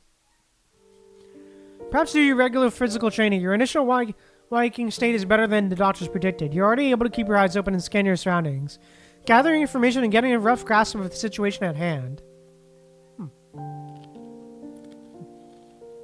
Complex medical equipment surrounds you, with tubes connected all over your body. More intriguing, however, is the unexpected sight of a red-haired female construct peeling an apple beside the bed, hospital bed. You're awake. Take a guess where you're at. Heaven or hell. Take your pick. Oh, damn. Hospital? The dryness in your mouth is irritating. You instinctively move your cracked lips, trying to form words. Don't bother talking. It's pointless.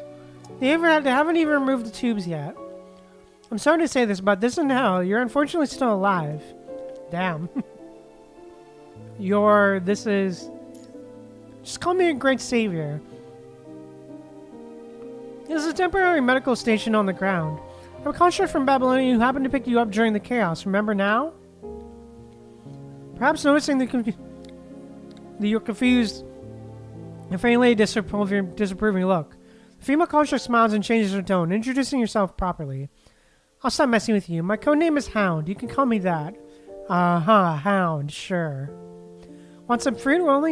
We only have apples here. Hound offers the fruit, but then brings the apple to her own lips, taking an exaggerated bite that crunches into the crisp flesh. Damn. I don't want any. So tired. Damn. You turn to the embrace of darkness, falling into a deep sleep. How boring. We'll talk about other things after you've recovered for a few days and move to a regular ward. Don't make me waste the test subject I've handed over. I hate for you to lose your life on top of me failing this mission. Damn. On the second day after surgery, you gain consciousness in intensive care unit. An unfamiliar construct stands by the bedside, peeling an apple. Your body clock's pretty consistent. You woke up around this time yesterday, too.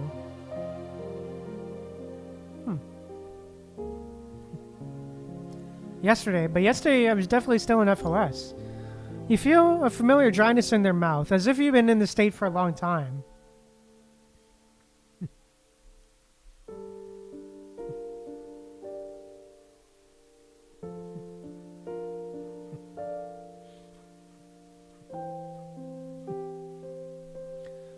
This is... Oh, you don't remember? Do you remember how you got here?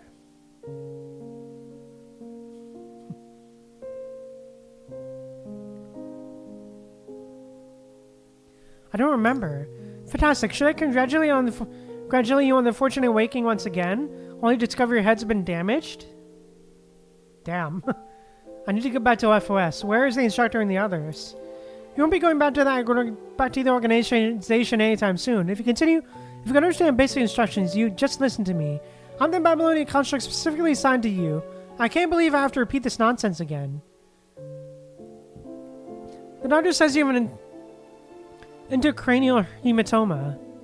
It's not serious and can heal on its own, so they didn't perform surgery. But it might be temporarily compressing some nerves. In simple terms, your brain is going to be malfunctioning for a while. Damn. Okay. From the looks of it, you've lost your memory. What a cliche turn of events. Damn, true. Amnesia, what have I forgotten? I don't know how far back your memories are intact. Let's run a test now, especially since you're in better shape today than yesterday. The female construct takes a bite of that apple. Damn. What's your name? Where are you from? What's the last thing you remember? Think carefully about each one. I'm... Noctis. I'm a student at FOS Military College on the verge of graduating. My last memory is...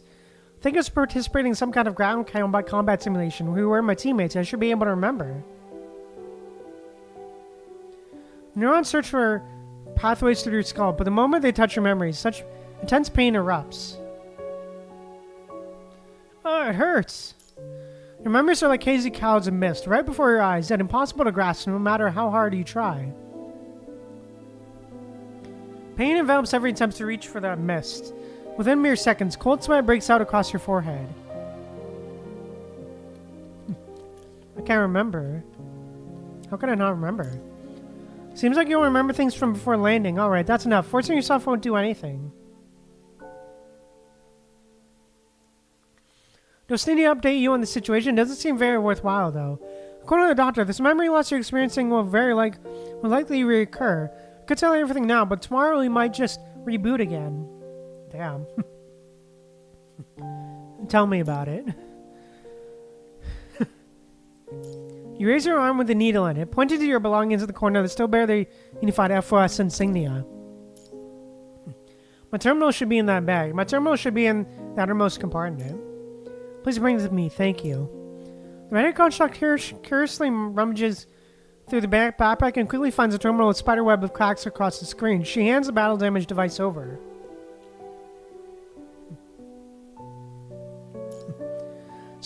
Surprisingly, it still turns on. The quality of your teammates' terminals isn't half bad. If my memory keeps rebooting, then I'll record the important information. What's your name? Why are you following me and why are you helping me? Watching you struggle to hold up the terminal with shaky hands while asking questions with such a serious expression, the female contract suddenly bursts into laughter, waving a fruit knife in her hand up and down as peals of laughter escape her throat. Damn. Are all UFS folks this funny? Why are you so serious? Think you can earn extra credit for something? Haha. She laughs so hard that tears form in her eyes, completely forgetting that that slightly yellow oxidized apple in her hand. Damn. It's okay, I'll tell you. I've changed my mind. My real name is Vera, and you can call me that in private. Ah, hey, Vera. Don't record that in your terminal. Damn. You record my codename in your terminal, Hound. Call me that when other people are around. Uh-huh. I'm a construct from Babylonia, though I usually work on the ground. Recently, the higher-ups ordered FOS's little masters and mistresses come down for field training, so I got assigned to babysit them. Uh-huh. We're not masters and mistresses, nor are we children. Think whatever you want. Fragile flowers raised in the greenhouse of Babylonia are terrible at self-assessment. If you want me to drop this prejudice, why not show some real substance and prove yourself? Sounds nice. Clear me up like that. This one's a complete fool.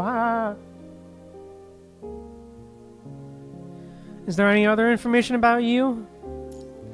And that's all I'll tell you for now. The rest depends on your condition tomorrow. That's all for now. You should get some rest.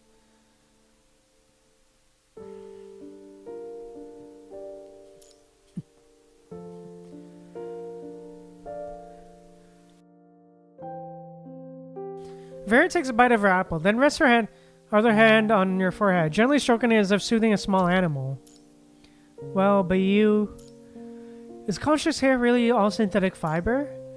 You part your lips slightly as if wanting to say something. For some reason, you swallow your words. Damn. That's right, just like that. No matter how many questions my little hatchling has, put them aside for now. Return to your dreams. That's the best place for someone who's injured. Get well soon.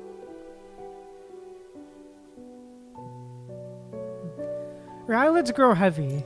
Perhaps it's a medicine, or perhaps it's miraculous way the human body repairs itself. Either way, drowsiness overtakes you once again. If you recover well, you'll be moved to the regular ward tomorrow.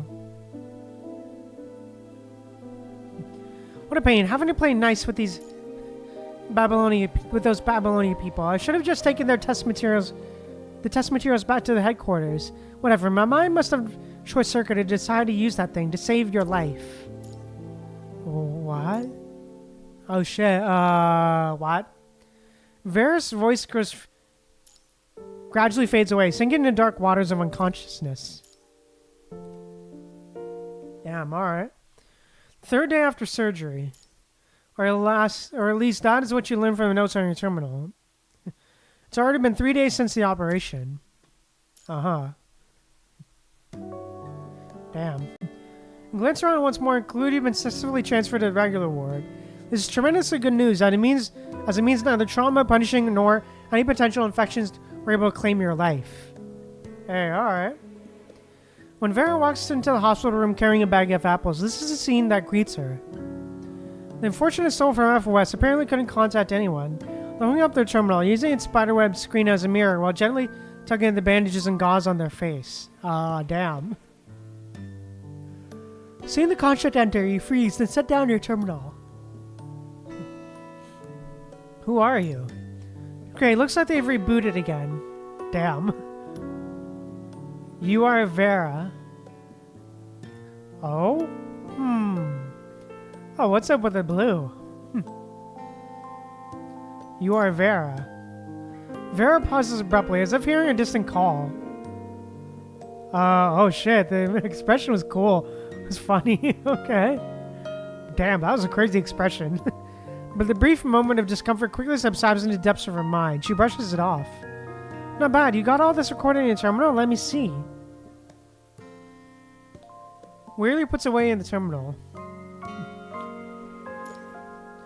Is that another school regulation? I'm your signed contract, but I can't look at your terminal. Let me say again, Harms wants to further develop command contract collaborative tactics. That's why they assign contracts to associate reserve commands for the graduation assessment. That's how I got transferred here, which means I have the right to access. I can tell from your face, you think I have no right to access to it? Access, is that how Babylonia usually treats constructs?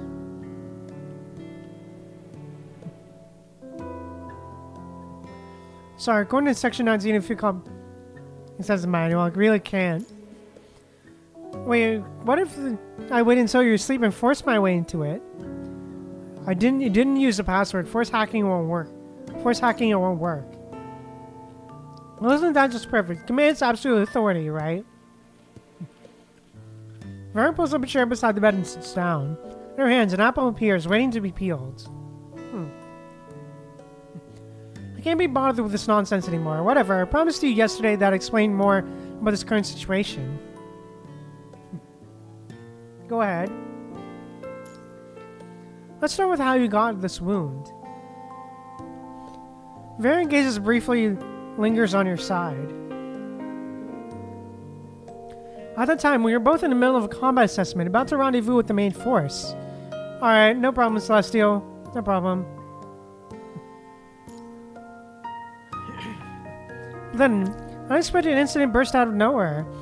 Abnormally active corrupted not only broke through the base defenses specifically designed for combat training, but even two nearby conservation areas couldn't escape unscathed.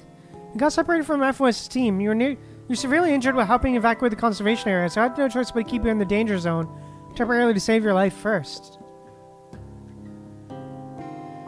Damn.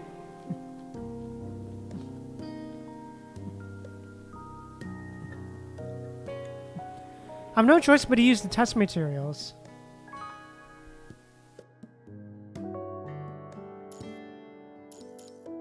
Test materials? It's a new type of repair material we were supposed to collect for a combat mission. It's still in the testing phase. The expected effect is that it can better contain the punishing virus while maintaining good compatibility with the human body. It might become a better material for protective suits and surgical repairs in the future. I'm briefly explaining this in simple terms. From this you can imagine just how valuable it actually is. Damn. Such valuable material. Were these assets really used for casual combat simulations? This is very valuable. Legitimately, we only need to deliver material to the next base to complete the assessment mission, but now, as you can see, Vera lifts up the clothing around the commander's waist, exposing the bandaged wound to the air. This is the gash where corrupted pierces through you. I used the also precious test material to fill your wound. Damn. Don't blame yourself or panic. Once your condition is stable, we'll turn you in along with the material. When you get back to Batmona's territory, professionals remove it for you and your bad abdominal wound will receive better treatment. Damn. Have you reported this matter to your superiors over the past few days? Vera shakes her head. Aw. Did you just try to contact the outside world yourself? I saw you when I walked in. Were you able to reach anyone? You're right, I couldn't reach anyone. That's right. All communication signals in this area have been affected. You can't get through, neither can I. There's some good news. I've gathered some important intel. These are the coordinates to the temporary Babylonian connection point. We just need to get there. As she speaks, Vera points to another marked location. Hey, alright. I don't recall Babylonia ever setting up a connection point there. Temporary, that's what it said. There's been an unusual amount of corrupt activity in this area, so all arrangements have changed. I'm lying. It's actually Chrono's support. Chrono's stronghold. You need to come back with me and hand over those materials. I won't be able to complete my mission. Oh, fun! So after 3 days, do you understand our current situation now? I think so. Thank you, Vera. I've noted everything down. Aw. Now we just need your body to recover quickly. Once you're mobile, we'll immediately leave this temporary medical station. The company are moving strangely this time. I suspect it might spread further if it reaches here.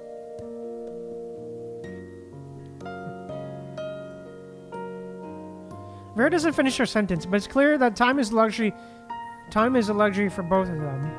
Roger that. Good, we've covered everything important. Would you like some apples? Vera cuts a small piece of apple and hands it over. If you ever needed anything these past 2 days, but whenever I had an apple, you kept eyeing it hungrily. I doubt you bother recording something like that. You still can't eat it today, but we can do it like this. She gently squeezes the fruit, and a drop of pearlescent juice falls onto your cracked lips. A drop of blessed rain on a parched earth.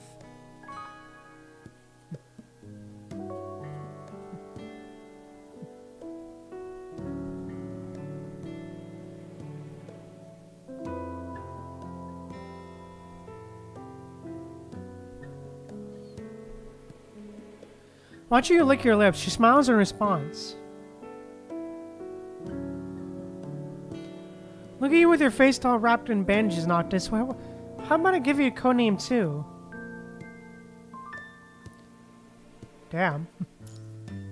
Little mummy or big mummy? Take your pick. Aw. Both are good. You like them? Too bad. I won't use them then. Damn. I'll just call you Little Commandant and be done with it. Hey Celestial, welcome back. Yeah, we basically just discovered that, we're basically just recovering, didn't miss much. Basically just, that Vera is secretly working for Chrono, which is kind of in line for her lore at this point, I feel. Because she did used to work for Chrono, but, you know, I guess begrudgingly, but yeah. She plans to take us back to Chrono, but yeah. Anyways. Yeah.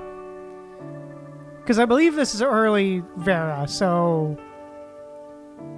I believe this is technically early Vera, so kind of does match up that she does currently work for Chrono.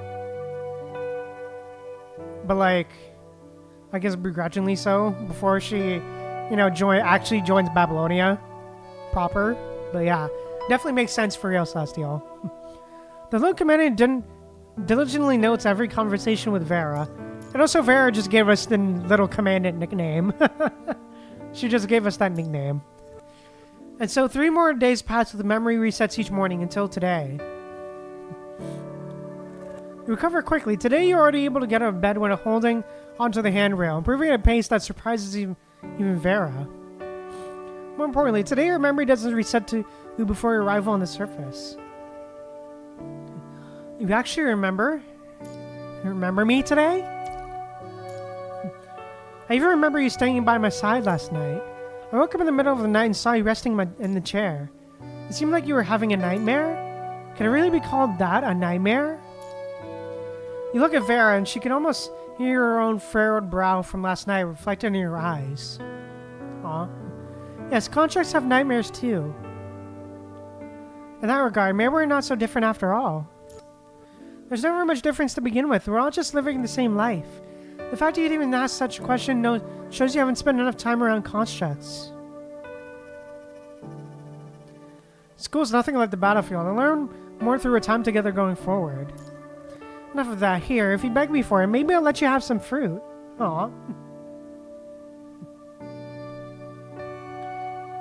Vera peels another apple and offers you a small piece. It seems you can finally eat something new. A little something new. Your memory retention is improved. Seems like intracranial hematoma is getting better. That's good. Thank you for caring for me, Vera. You should absolutely thank me, but rather than that, why don't you try to recall what happened before you were in good condition?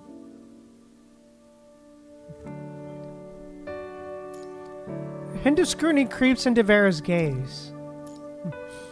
Your memory hasn't reset today, but I still only remember what happened before the landing. I don't remember anything about this corrupted activity or getting separated from the organization that you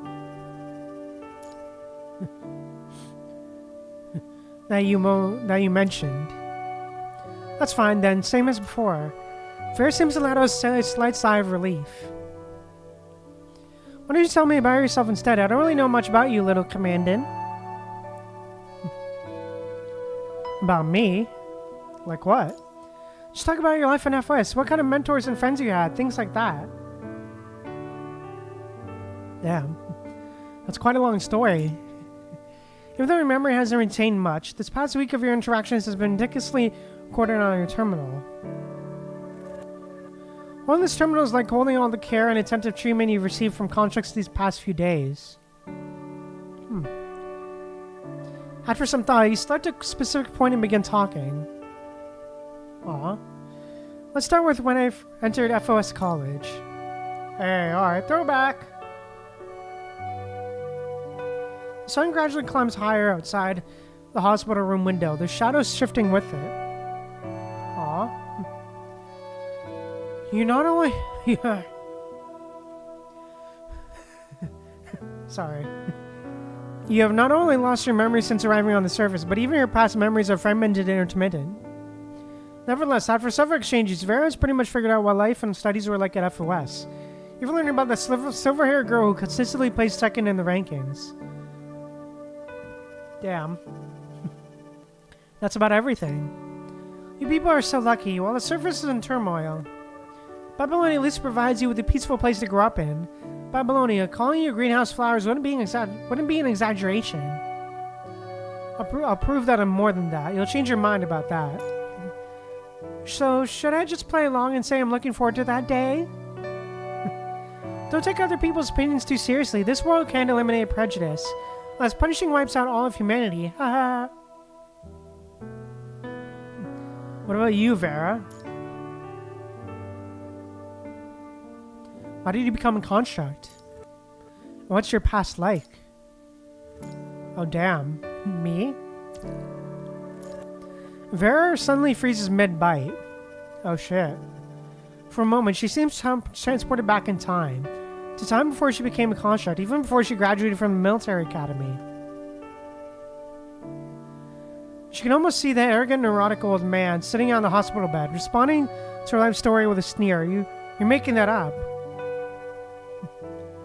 British she was back then isn't so different from the commandant now. Damn. They share the same sharpness and passion, but hers was buried beneath the coldness that the punishing virus brought after 2160.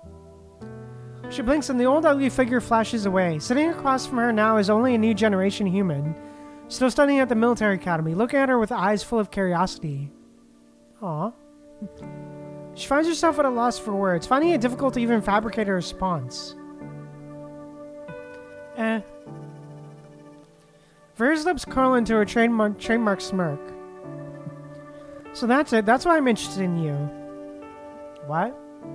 What? There's nothing you wanted to hear, so I'll tell you. Consider an exchange of intelligence, since you already told me quite a bit about yourself. Okay then. Damn. Okay. Well, okay then. Damn. Hey, let's go. We got through the big part. Let's go. Alright, yep. Hydration time.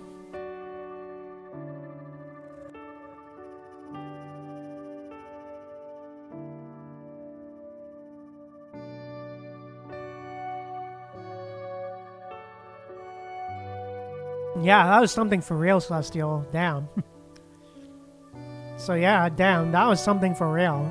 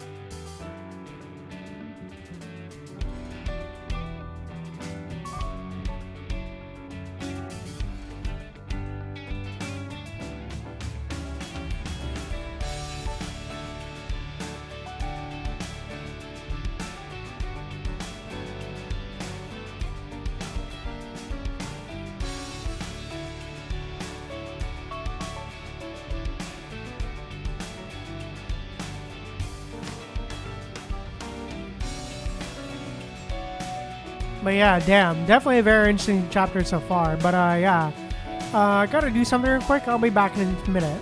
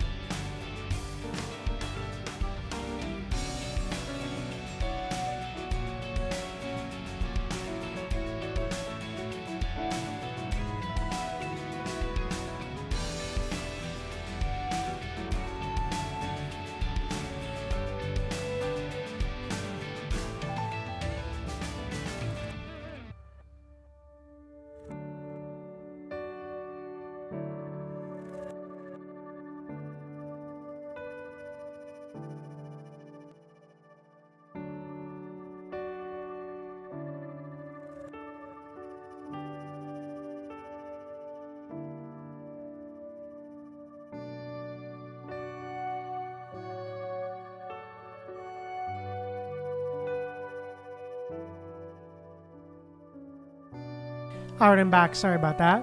But yeah, we're back. Anyways, I'm back. Sorry about that. But yeah, definitely a very interesting chapter so far. I'm really enjoying it so far. Not gonna lie. But yeah, let's keep going. Let's start the next one. Leaving for the New World. Thanks, Leslie. Appreciate it. Days figures in progress. Okay. Oh, 49%. Okay. Very slowly begins peeling her second apple of the day. She's grown accustomed to it, using it as a trigger to draw out her memories. Just like that night before the punishing outbreak, she's once again fabricating a story from her past to achieve some purpose. The apple peel suspended under her knife, hanging by a thread. After briefly considering her outline, she begins her tale. I never even had parents. I lost both of them when I was very young. I'm sorry. What are you apologizing for? I don't want to hear it. Not exactly a happy beginning, right? Like the opening chapter of Hero's Epic. Are you trying to comfort me? Vera lets out another laugh. Haha. So yourself, I'm gonna care less what kind of novel I'm living in. Anyway, I was passed around between distant relatives since I was little. When one family didn't want me, I'd go to the next, then I'd bring them bad luck and get sent away again. Damn. Apparently my parents left me quite a fortune, so even though they didn't like me, my relatives would stick around for a while because of the hefty inheritance. I've seen plenty of shameless people fighting over money. Aww. Fortunately, I was still touched by the lingering light of the Golden Age. Once I was a bit older, I found a way to get away from those people. Then where did he go? Back then, no one could ever predict the approaching punishing disaster.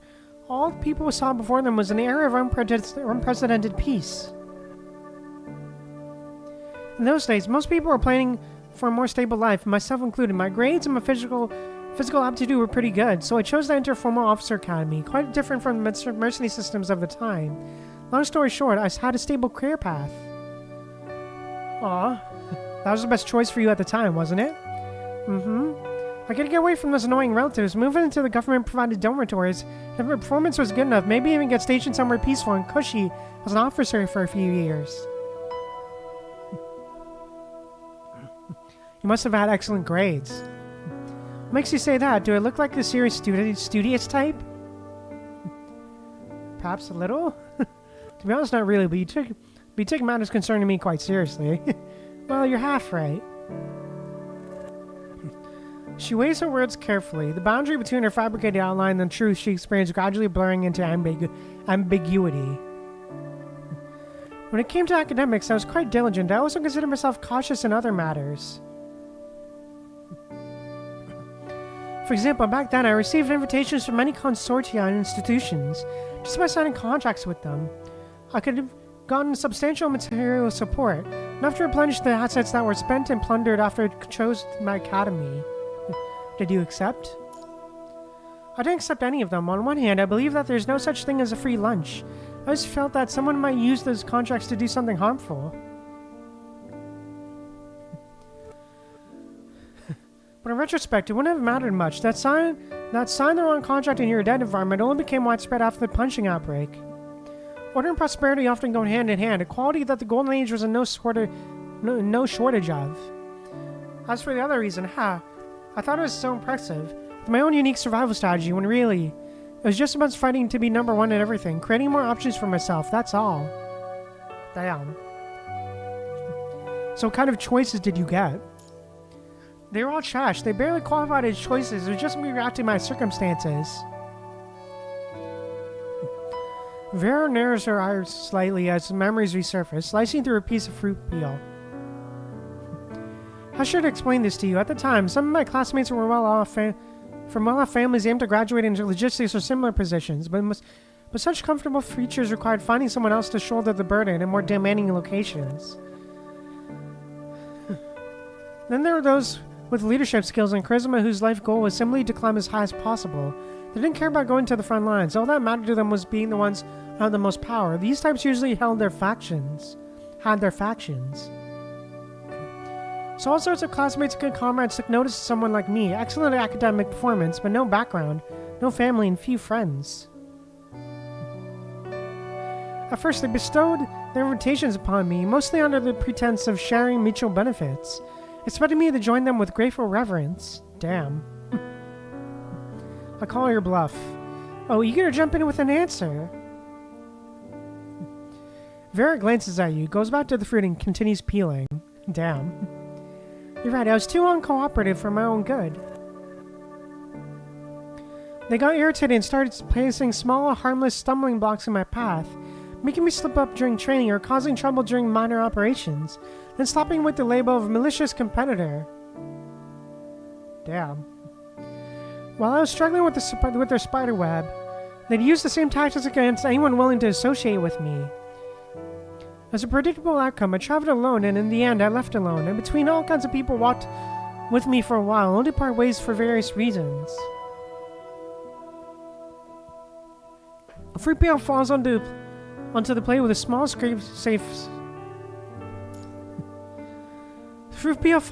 into the plate with a small scraping sound, completely removed. Back then, Vera might have indeed cut through the spiderweb, only to fall into an even deeper bottomless pit.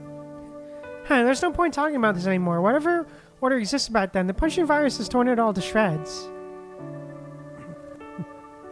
Whether you believe it or not is entirely up to you. What do you think? Damn.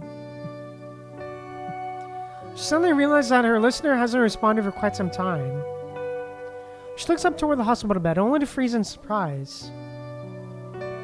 Because she sees that little commander from out west is still holding the apple slice she had cut earlier, not having taken a single bite, just furrowing their brow and staring intently at her. Damn. What pricks. A mocking laugh escapes her lips. True, what pricks indeed. Haha, you actually believe that? The commander is momentarily stunned. At this very moment, Vera hears the words that man spoke many years ago echoing in her ears. You made that up, didn't you? Just as a poor person can't imagine the limits of rich life, your story is riddled with holes. You've never been loved. Damn. Are you lying to me? Of course not, I believe you.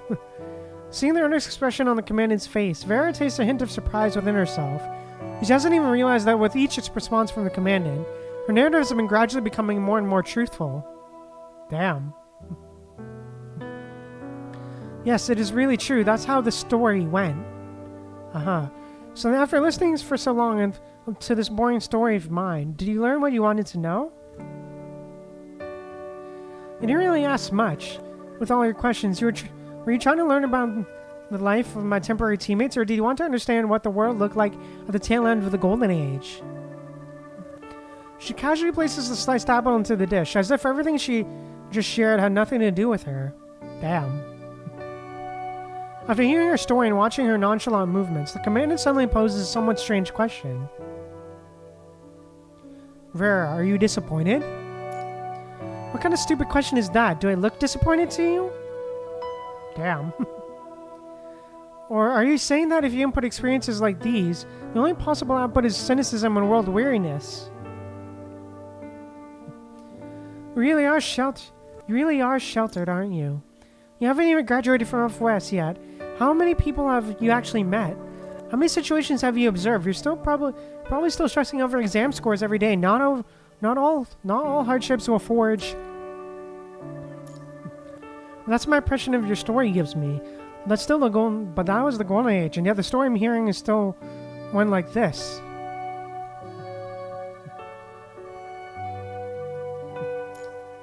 If it were me, I'd probably be very disappointed. I'm not disappointed at all, because I never expected anything in the first place. I've always known what human nature is really like.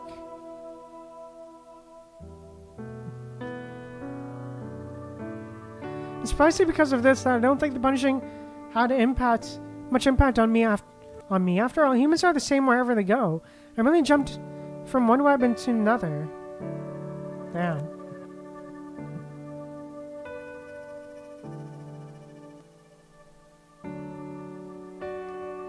Do I really have to talk about how I feel? Why are you so intent on dissecting me, little commandant? Vera viciously bites into an apple. Damn. If I must say, then I despise human civilization. Choose your words carefully before you speak. I don't want to hear any sanctimonious attempts at reconciliation. Damn.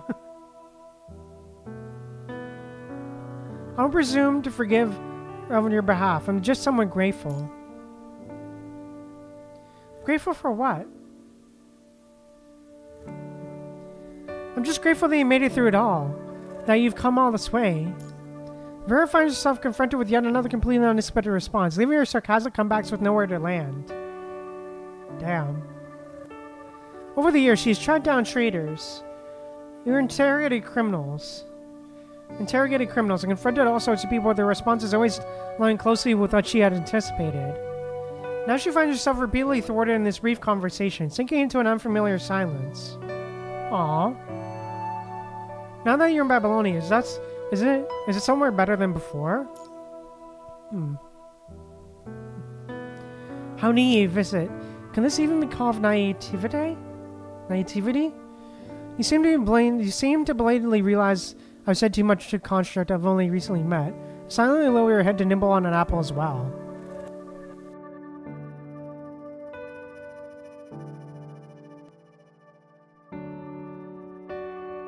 Damn. The two observe each other in silence, eventually reaching a peculiar kind of understanding. Damn. You've been the one figuring everything out these past few days. Thank you. Taking care of you has truly been the easiest mission I've handled. However, rather than continuing to waste time on small talk, you should focus on how we'll reach the connection point to Babylonia next. Once you've recovered a bit more, we'll need to get moving. Vera checks the timeline Chrono assigned her. There aren't many days left. Before the deadline, she must submit those test materials. Damn. Can we stay here a few more days? 2 days or 3 at the very least. We should wait until your stomach wound. Damn. The bedside lamp suddenly flickers on with urgency, while alarms in the corridor outside the ward begin to wail. Oh, that ain't great. Oh, fun. Wow! Emergency alert! A corrupted! Respond to alarm etched in the muscle memory, immediately propping yourself up on the hospital bed and struggling to climb down while clutching your side. Yeah, oh no, for real, Celestial. Damn. Vera also springs to her feet instantly. If they spread all the way here, our rear defenses must have been going completely haywire. I've never seen a corrupted attack this ferocious before. An unsettling intuition creeps into her mind, but she can't quite grasp what it is.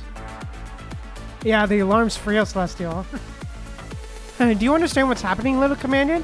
This attack you unfortunately encounters no ordinary one. Even if you run for your life, you might not be able to escape. She tightens her grip on her weapon. Afraid? No. She's a little worried. Don't move on your own. You're injured. Wait here while I check the corridor.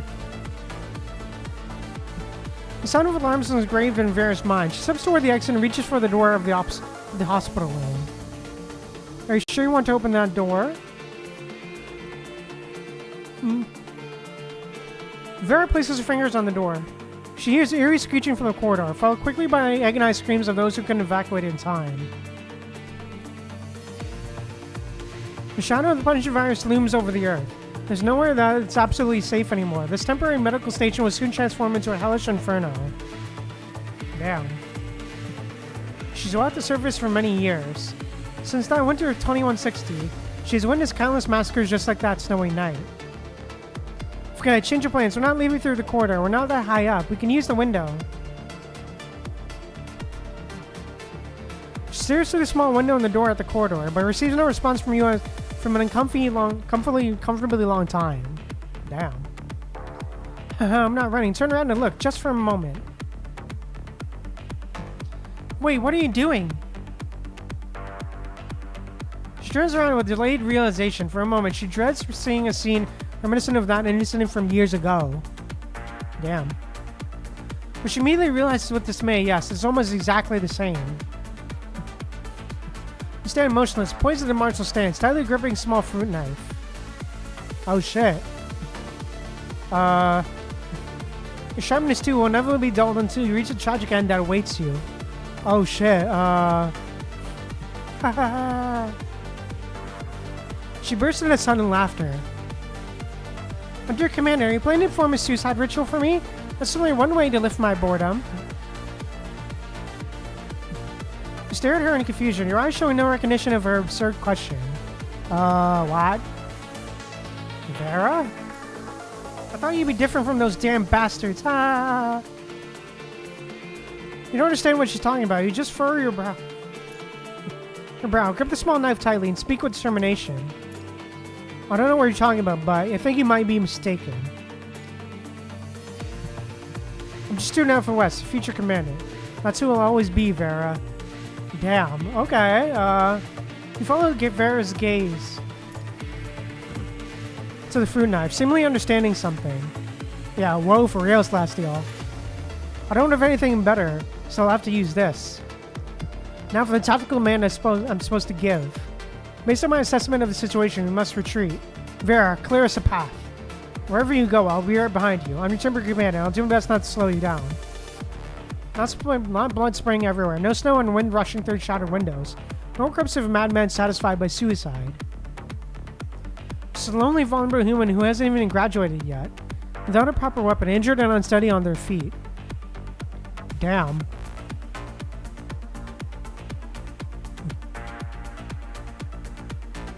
There we go. And this is the same person who insists on brandishing a laughably tiny fruit knife while solemnly talking about some situation assessment. And they even say clear us a path. Damn. She feels like a mad dog who's been fighting in the sewers for years, suddenly encountering a proper soldier, waving around an ID badge and a fruit knife. Damn. Haha. She wheezes, instinctively feeling that this winter would be unlike any other. Damn. Alright, the escape starts now, no matter what. You better keep up with me, even if it costs you your life. Got that? Damn, okay. Jeez. Well, okay then, damn.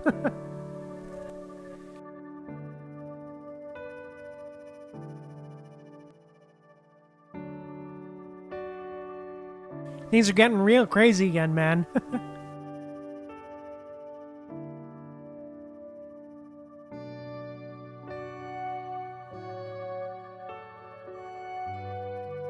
Yeah, that one's much shorter for real, Celestial.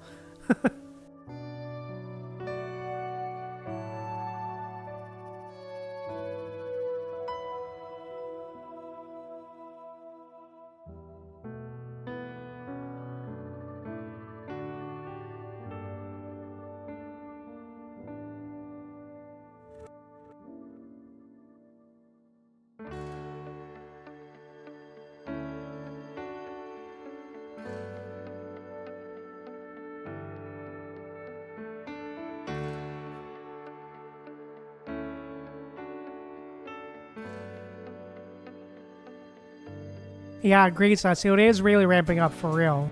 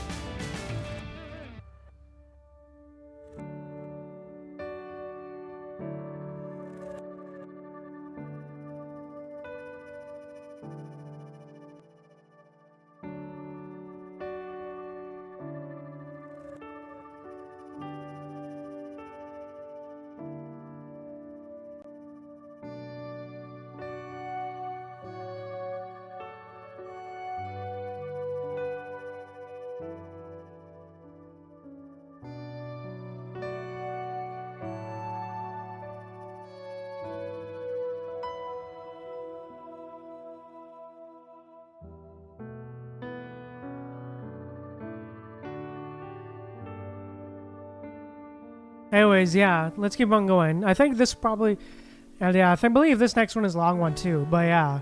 Anyways, I think this next node will probably be the last node we do on story node on stream, so yeah, let's keep going. Murky Sea. This will probably be the last one for this stream. In dimly lit corner, several holographic projections appear one after another. Okay.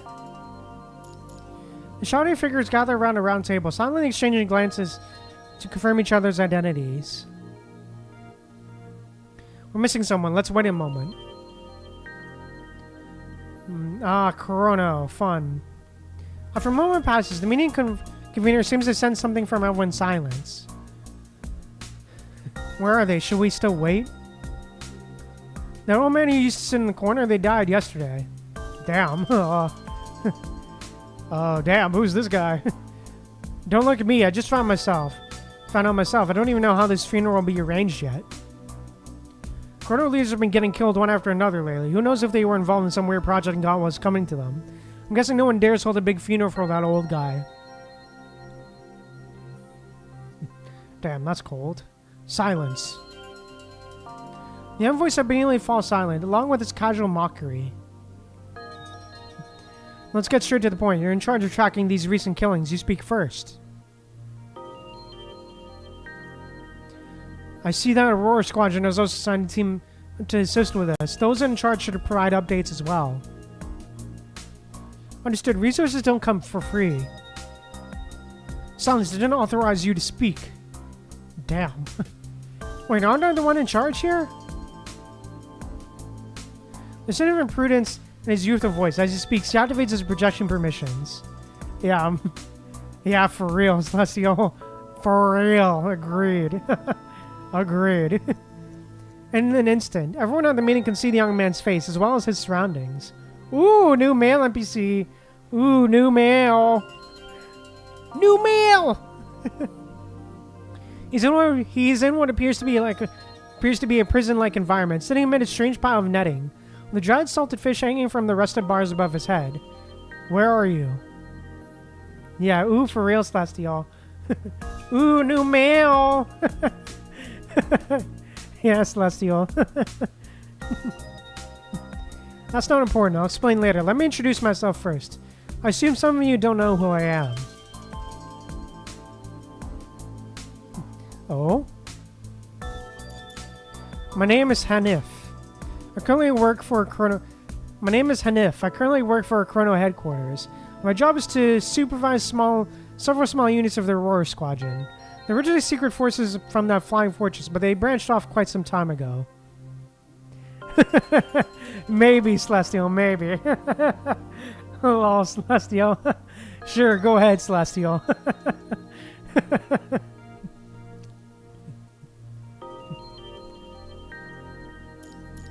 Let's get down to business.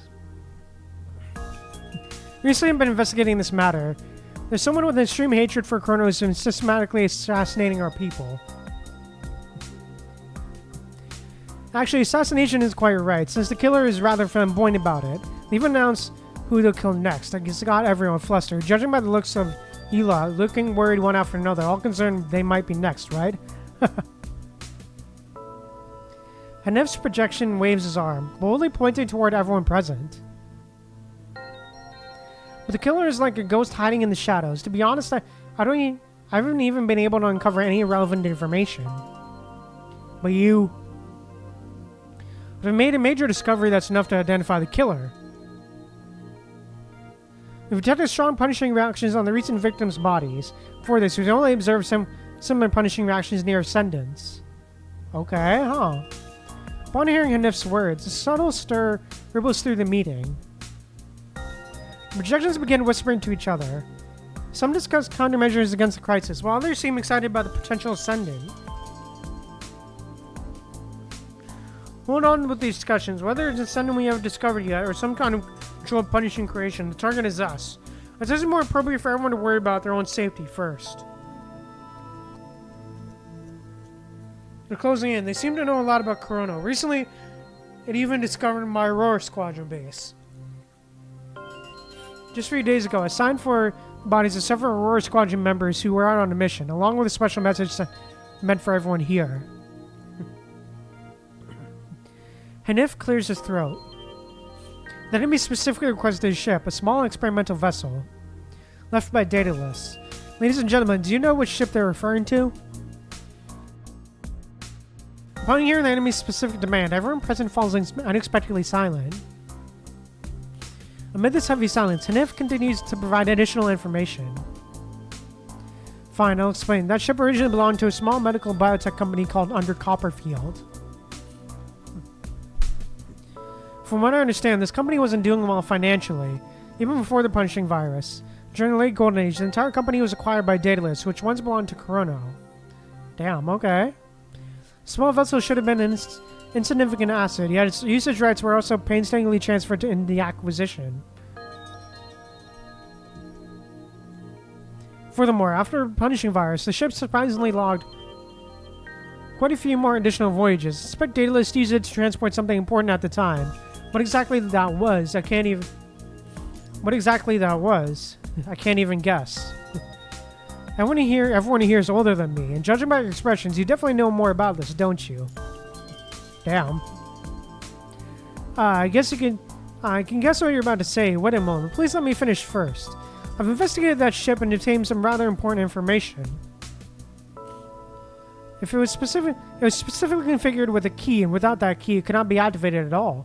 When Daedalus separated from Chrono, they deliberately made an extra backup of this key and took it with them. Damn. I heard that Chrono headquarters spent many years attempting to recover this illegally backed up key, even dispatching a highly promising contract special operations team from Chrono's Special Operations Division. The result was almost total annihilation.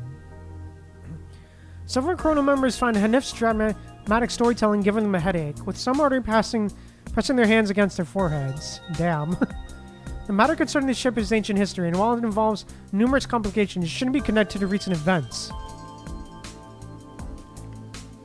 After all, of all the living people, living constructs connected to this by only one remains. So you're saying that Chrono doesn't intend to provide the key either? I can't believe all the experience I've accumulated has been for nothing. Damn. Don't you people understand? I need to investigate this matter. The enemy has specifically requested this ship by name. You can't possibly refuse to give me even the slightest piece of information, can you? The shouting figures respond with nothing but an even deeper silence. What, so you won't disclose anything to me, expecting me to create a miracle? Fine then, I haven't finished yet. Let me add to that. Under everyone's watchful gaze, Hanif raises his eyebrows deliberately. Another indication that the enemy thoroughly understands Chrono is that they apparently synchronized this message with Babylonia as well. Babylonia has moved quickly. They've already dispatched people to recover the key. They aren't counting on the original in a possession, but they are directly searching for the duplicate copy that Daedalus backed up years ago. Looks like they're preparing to investigate that ship. We failed to recover it back then, so who knows? Maybe Babylonia will actually manage to find it. The meeting falls silent for several seconds. This dialogue, delivered like a drawn-out storytelling, finally provokes the ire of the meeting's initiator. Damn. It's critical information you should have disclosed at the beginning of the meeting. What else haven't you told us? Explain everything at once. This isn't a playground for your theatrics. Fine, I promise I'll tell you everything in one go this time. Hanif takes a deep breath. I've investigated. The one that Babylonia sent is none other than Koshlik Vera, who previously served in Chrono's Special Operations Division. Vera was a part of the backup key recovery project years ago, and the only one who survived it. Oh, wait, hold up. Oh, I'm wrong. Is this like... Oh, okay. Huh. So, is this present day or... Literally... Okay, I'm confused now. What timing this is, but whatever. So I'm guessing Vera already left Chrono. Okay. I must admit my admiration. This Miss Vera is incredibly capable. She quickly made enormous progress, immediately tracking down the traitor who caused her Special Operations Division to fail back then. She shared information from the trader, so she's very likely already found the backup key even before our meeting began. And not just that, she might have found the ship too. Just now, she set sail with that very ship. Damn. What do you mean might have? This has already been happened, Hanif. And there's more. Babylonia clearly considers the mission extremely important, as they even sent the Grey River Commander to secretly collaborate with her. Oh, Hanif. In one go, I'm not done yet. Slow down, why the rush? Oh, and please don't blame me for incompetence in letting such an important matter slip by, standing by while those two do all the work. I must emphasize they actually completed this mission quite well. I didn't miss such a good opportunity to get involved. I regularly assisted Babylonia's operation through the whole thing, providing considerable support to Vera and that commandant. I can confidently say that finding the backup key in the ship was partly due to Chrono's contribution. Now, Babylonia has proactively expressed their willingness to accept relevant information provided by Chrono. It sounds like we're about to embark on a pleasant journey of cooperation with Babylonia. Alright, I've already finished reporting all of my updates in one go. That's a wrap. Now that everyone's willing to dig up those long-buried matters, right? Or rather, you have no choice but to dig them up now, right? Where exactly is that experimental ship heading? I investigated and discovered it is equipped with an automated navigation system, but the destination wasn't specified. Is this destination what everyone's trying to conceal? The irritation brought on by Hanif's antics has yet to subside. Well, with his declaration that that's a wrap, still echoing in everyone's ears. Meanwhile, Hanif himself continues on like a non-stop chattering parrot, valiantly trying to persuade the group. Damn. Let me give you a heads up. Chrono's influence in Parliament isn't what it used to be. Parliament has improved management systems and ethical supervision for all laboratories. Plus, Purifying Force Ethics Committee and various specialized inspection teams are all actively monitoring. Everyone should distance themselves while you still can. Cooperating with Babylonia now is probably the best solution. Beep. The convener finally loses the cool and cuts off his microphone. Hanif's projection continues moving his mouth. Damn. The meeting venue only hears the screech of feedback from the microphone.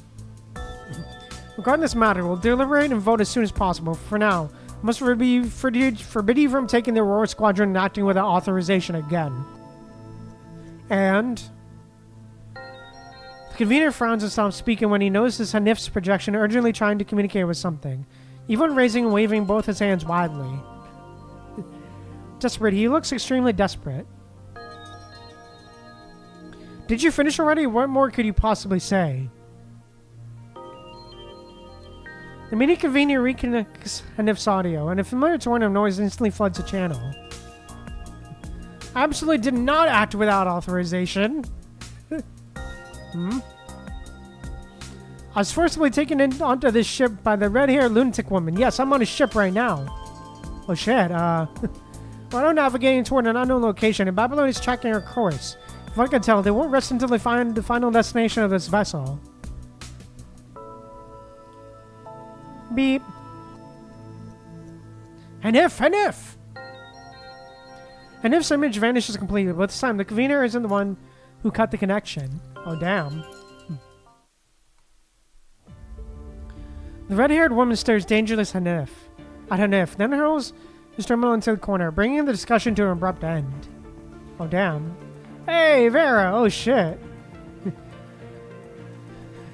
We've heard just about everything we need to know from Chrono. That's quite enough from you. Stop trying to leak information about our situation. Damn. I suggest you be a good boy for the rest of the trip. What do you think? Vera looks to the side. Vera's right. If there really is an ascendant still unknown to humanity, then top priority is to find and eliminate it. We can't allow another entity overflowing with punishing to develop unchecked. So Hanif, everything you've done so far has been correct. Yes, with additional intel from Chrono, Babylonia would be able to find information about the ship more quickly, where it's heading, and what might be waiting at its destination.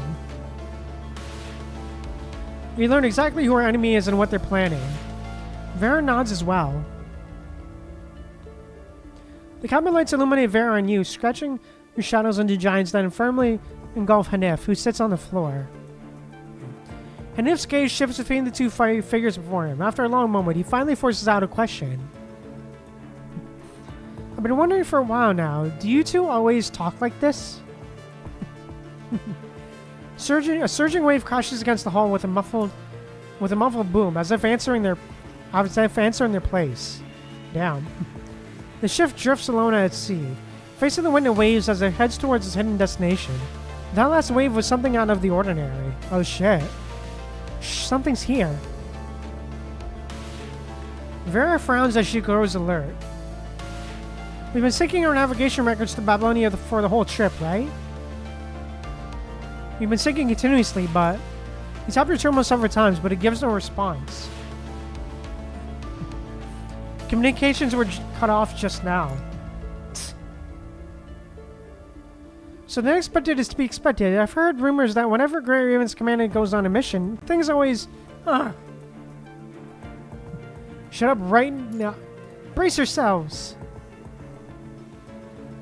Beep, beep, beep, beep, beep.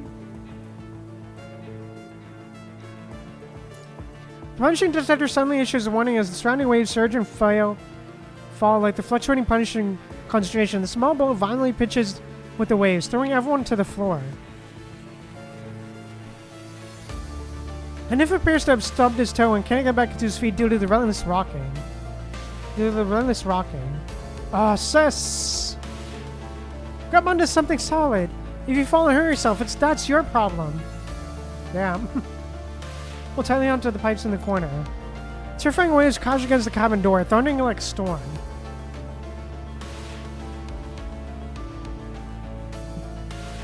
Vera suddenly frowns, studying herself as she stares at the cabin entrance and draws her banner spear. My foot! Knock knock. So noisy. Knock knock. Someone seems to be outside, knocking on the cabin. It's knocking on the cabin door. What do you mean loud? It's always been like... Shut up! Vera thrusts her spear forward, piercing straight through the cabin door. What? I heard it. Something corrupt is climbing up the hall. Vera pulls back her bandage spear, kicks open the cabin door, and sure enough, there's a vaguely humanoid figure standing crookedly in the passageway outside. Damn. A massive hole gapes in his chest, the unmistakable mark left by the bandage spear's thrust. Damn, Oh, should have hit a creature. Oh, fun! A fatal blow. Alright, the threat has been neutralized. Why is there a hetero creature here? No idea, but one thing's for sure, we're being targeted. Vera lifts the hetero creature remains with the tip of her banner spear, swiftly flings them into the pile of discarded items at the stern, then immediately shuts the door. If that ascendant who's been busy hunting down Chronos higher-ups is behind this, they'd certainly be capable of something like this. Damn. Everyone stay alert. We can't contact Babylonia, and our exact location is unclear. Knock knock.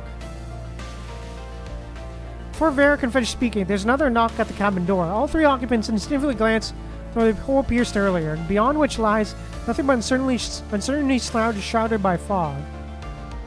Punchy virus reaction detected again. Suddenly grip the constantly beeping device while Vera raises her bandage spear once more. Alright.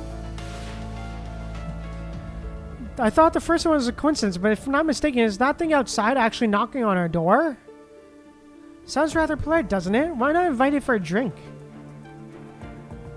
Listening to the exchange between the two, a bizarre idea takes root in your mind. Damn.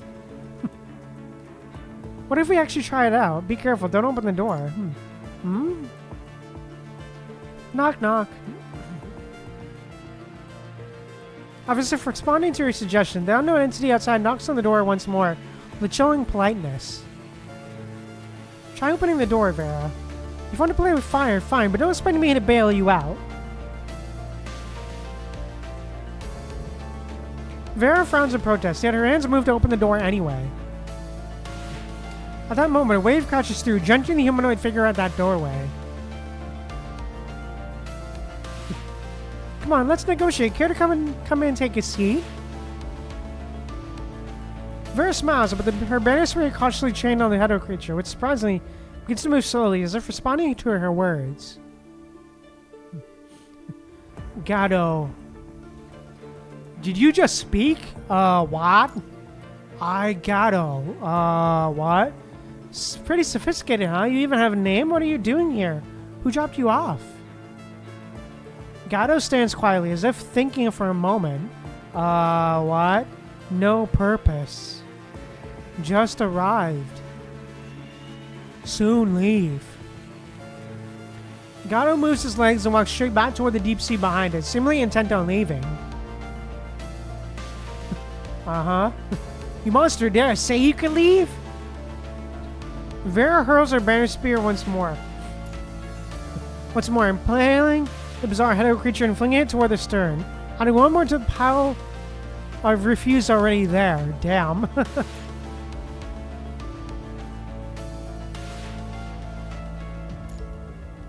There, friendly negotiations has concluded. Any objections? Vera closes the hatch for a second time, then turns to look at the humans. Damn. No. But something still feels off. They couldn't be imitating humans, could they?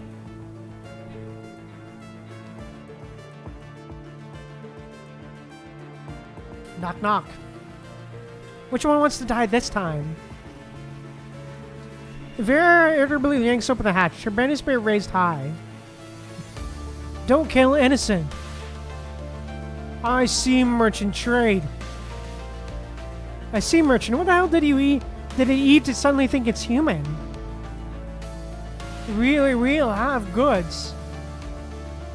The head of a creature rummages around its bizarre body, and with a clatter, a pile of cogs falls to the ground. Damn. Many cogs exchange. Exchange cargo from stern. The three of them look toward the stern, where the two defeated hero creatures lie. I refuse. Damn. Any last words from them? Refuse? Poor Vera's slightly surprised expression. The sea merchant suddenly begins to sob. What? They, companions, friends went through what? Happy things, yes, friends. Reckless boarded ship, bothered you mistake, but... Unaccustomed to human language, the head of the creature sobs as it pieces together a complete sentence. Deserve death?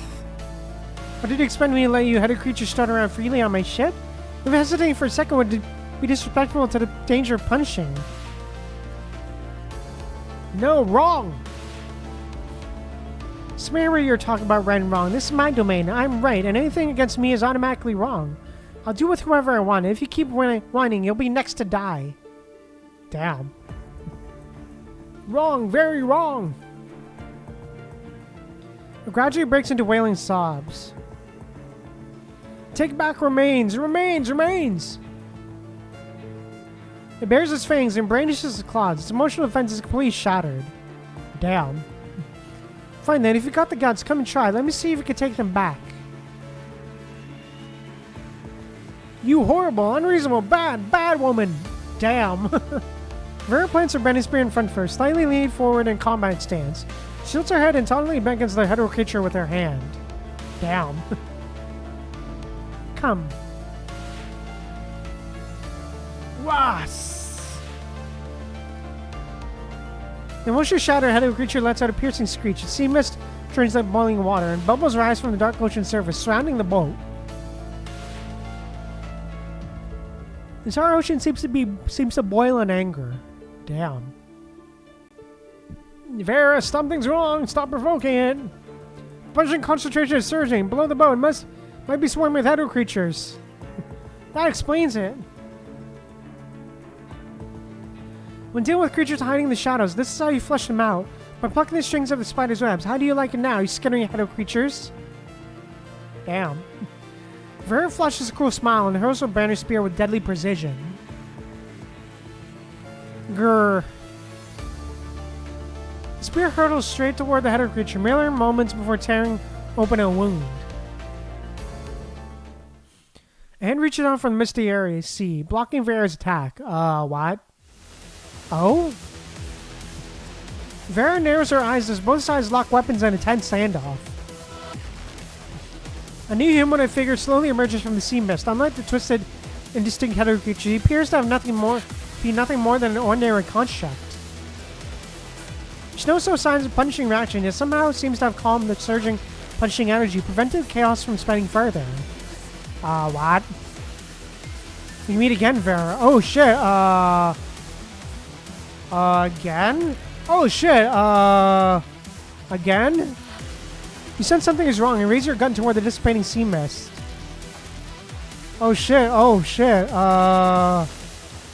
why you suddenly dropped your honorifics? Your imitation is rather clumsy, Lloyd. The humanoid figure fully emerges from the sea mist, standing before everyone in place of the reckless hetero creature. Please allow me to greet everyone while imitating this appearance. I believe I'll help us communicate more peacefully. Oh shit, why don't you lower your weapon? After all, you received it from my hands. Interlude callback? Vera's tense body doesn't relax in the slightest. I'll never lower my weapon. If the dead are going to reappear before me like this, they should have crushed you all to dust in the first place. Reducing us to ashes will be pointless. As long as the spirit and will exist, imitators of hero will continue to emerge. There's no need to be angry about that. Besides, it seems you've fallen into the same hero's dilemma. That banner spear is the best proof. You should have been conjured spirits.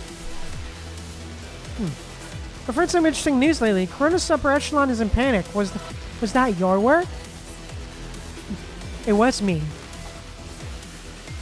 Clap if I could. Several of them were exactly who I wanted to die. But since you're right in front of us, you're just here to claim credit for that, are you? The subtle rumbling issues from Vera's chest as she prepares for battle. I don't want to fight you. Instead, I want to talk with you, Grey Raven Commandant.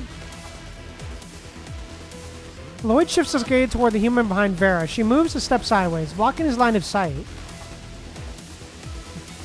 I understand. Now let me show you my sincerity first. Make 2 deals with me and you'll be able to reach the shore safely. Beyond that, I'm willing to answer some of your questions as well. Do all of a sudden just dress things up with pretty words? We clearly don't have a choice. Vera's gaze darts quickly between the two parties. The high concentration punishing alarm continues to blare relentlessly. Their small boat has long been surrounded by hetero creatures. Hanif was right. Rationally engaging in battle with Ascendant at sea would essentially be abandoning any chance of survival. Adil, was that hetero creature calling itself a sea merchant earlier mimicking you? Yes, but it's merely a small punishing offspring, at most parroting what it's heard. Hasn't achieved true evolution yet.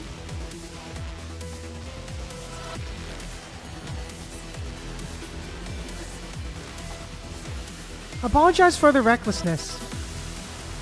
I want to hold those 2 corpses at the stern against you. Wave hits the boat to punctuate his words. Even a smaller wave like this could easily overturn their small vessel. Vera ready steadies herself, keeping her eyes fixed on Lloyd. Let's talk about the deal. Don't get too greedy, Lloyd. You'll agree to this. I want to exchange interesting stories. If the stories are valuable enough, I'm willing to be their chronicler, weaving them into new legends. Is there something wrong with our commandant? You think they're yours? You think they're yours? This pathetic attempt to act like we're related anyway is disgusting. They will be ours. His gaze passes beyond the humans, fixed on the distant ocean. I've been wandering this boundless world for far too long, if you're willing. But go first, starting with a not-so-interesting story. I'm all ears. Lloyd pauses briefly to consider. In a certain corner of this world, there's a group of people who race almost every day. They compete against each other, racing to see who will be the first to reach the end of the long road. Discover what actually lies at its end. A dull beginning. It gets even more tedious. No one has ever won this race. Even those who ran beyond everyone's sight never returned. I finished my story. The rest of the story was even more boring. Yes, like an open ending hastily written by an author who presented work but being cut short or heavily edited. Can we make a deal based on the story now? Sure then, I'll give you an equally terrible story in return. Vera leans on her banished spear. The protagonist of the story is an exceptional assassin. Any mission entrusts her never fails. But during an unusual disaster, she was saved by a stranger and unexpectedly showed her kindness. So the stranger suffered severe injuries as a result of trying to save her. I understand, she became indebted to him from that moment. Damn. Perhaps the stranger survived, but with a massive gash in his stomach and brain damage, she repaid this unsolicited kindness. The assassin had no choice but to care for them, dragging along this piece of dead weight while continuing to complete her missions. In short, everything became incredibly complicated, reaching a level of complication the assassin has never counted before. And then what happened? Lloyd seems to have developed an interest in the story. Later, the punching spread to the temporary medical station, forcing the assassin to drag the stranger away and flee with no clear destination in mind. And what happened after that? Vera suddenly turns to look at you. What happened after that? Me? Yes, I'm asking you. Oh, sorry. 1 second, guys.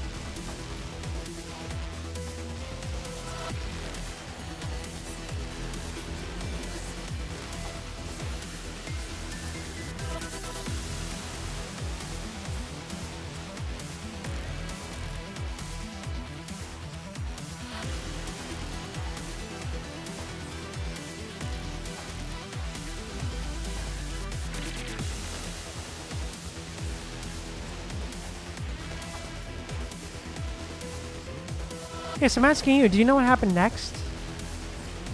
I don't know. I never heard the story before. You hear that? That's it. The story ends here.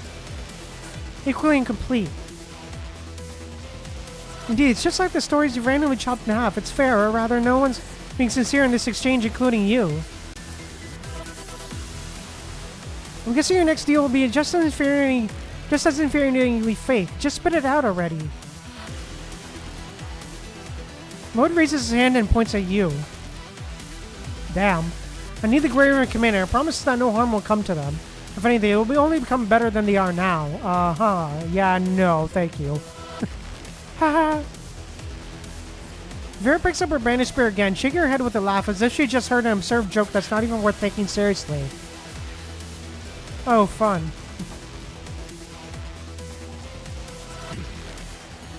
If I knew we end up here anyway, I wouldn't have wasted my breath telling stories. But if we save everyone's time like this, how do you plan to make it up to us, you pathetic Lloyd fake? Damn. Lloyd instantly dodges Vera as he hurls her banished spear, hoping grazing past her ear before plunging into the deck. The tremendous force of the near miss hit dissipates as the spear shaft vibrates violently. Truth is the complete opposite of what you believe. The name once belonged to me. Cut the crap, get out of my sight!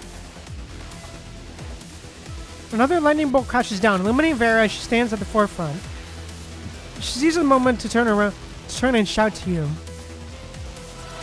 Get to the cockpit and reconnect the signal, I'll cover you! Copy that. You made for a moment of relative stability amid the ship's violent rocking, then bolted forward at full speed. Damn, okay. But the ascendant merely cast a pitying glance their way. I've seen too many struggles like this. If there were another way, I wouldn't have been forced to take such measures. Cease your futility, human. Lloyd emerges from the current of rain and lightning, his body marked with wounds from Vera's attacks. And these injuries don't hinder his movements in the slightest. What? The current of rain falls around him as he tightly grips the sights, raising it high above his head. That's good. Sever. Boom. Oh god, that ain't great. The site's razor-sharp edge cleaves downward in the center of the ship's hull, causing seawater to violently gush through the newly formed breach. Oh no! In a split second, you take in your surroundings. Vera is leaping toward you with a tense face. But Hanef, realizing he's on his own in this chaos, has already firmly wrapped himself around a relatively sturdy pipe. Damn. Unfortunately, you realize you're the one who's most in danger. Vera! Reach out toward Vera. Splash. Oh god, that ain't great. Oh, fun, we fell. Nice. Oh boy. But it's too late. A violent rush of seawater engulfs you, dragging them down into the depths in one savage gulp.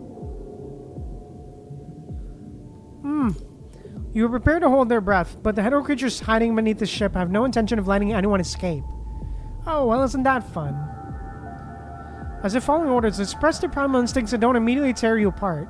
They still shatter the blade you managed to draw. Damn.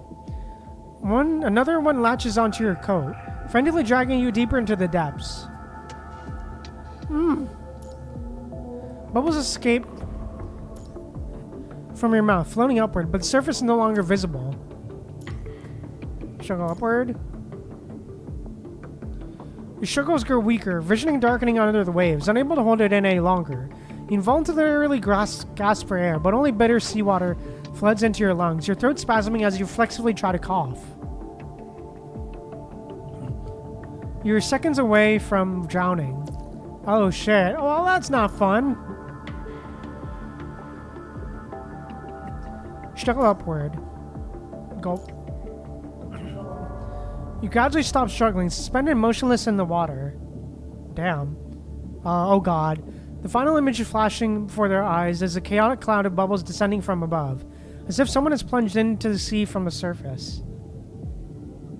Someone fends off the surrounding hetero creatures, then a cold hand firmly grasps your wrist. Oh damn, yo, okay. Damn, okay. Damn, alright. Wow, what an ending. Damn.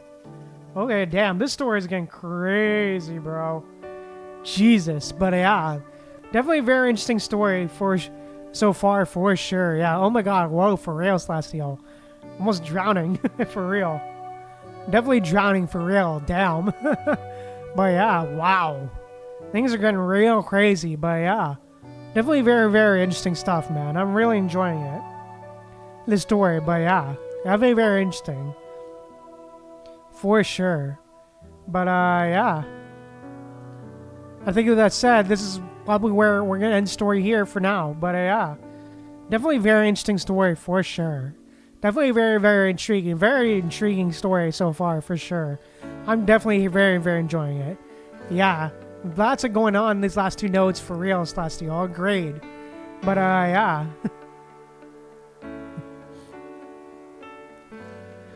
Yeah, a lot happening. Yeah, a lot happening. But yeah. I will be streaming again on Monday at 7 p.m. EST. We will be playing some more Genshin. We will be doing some more tribe quests. We'll be doing some more tribe quests.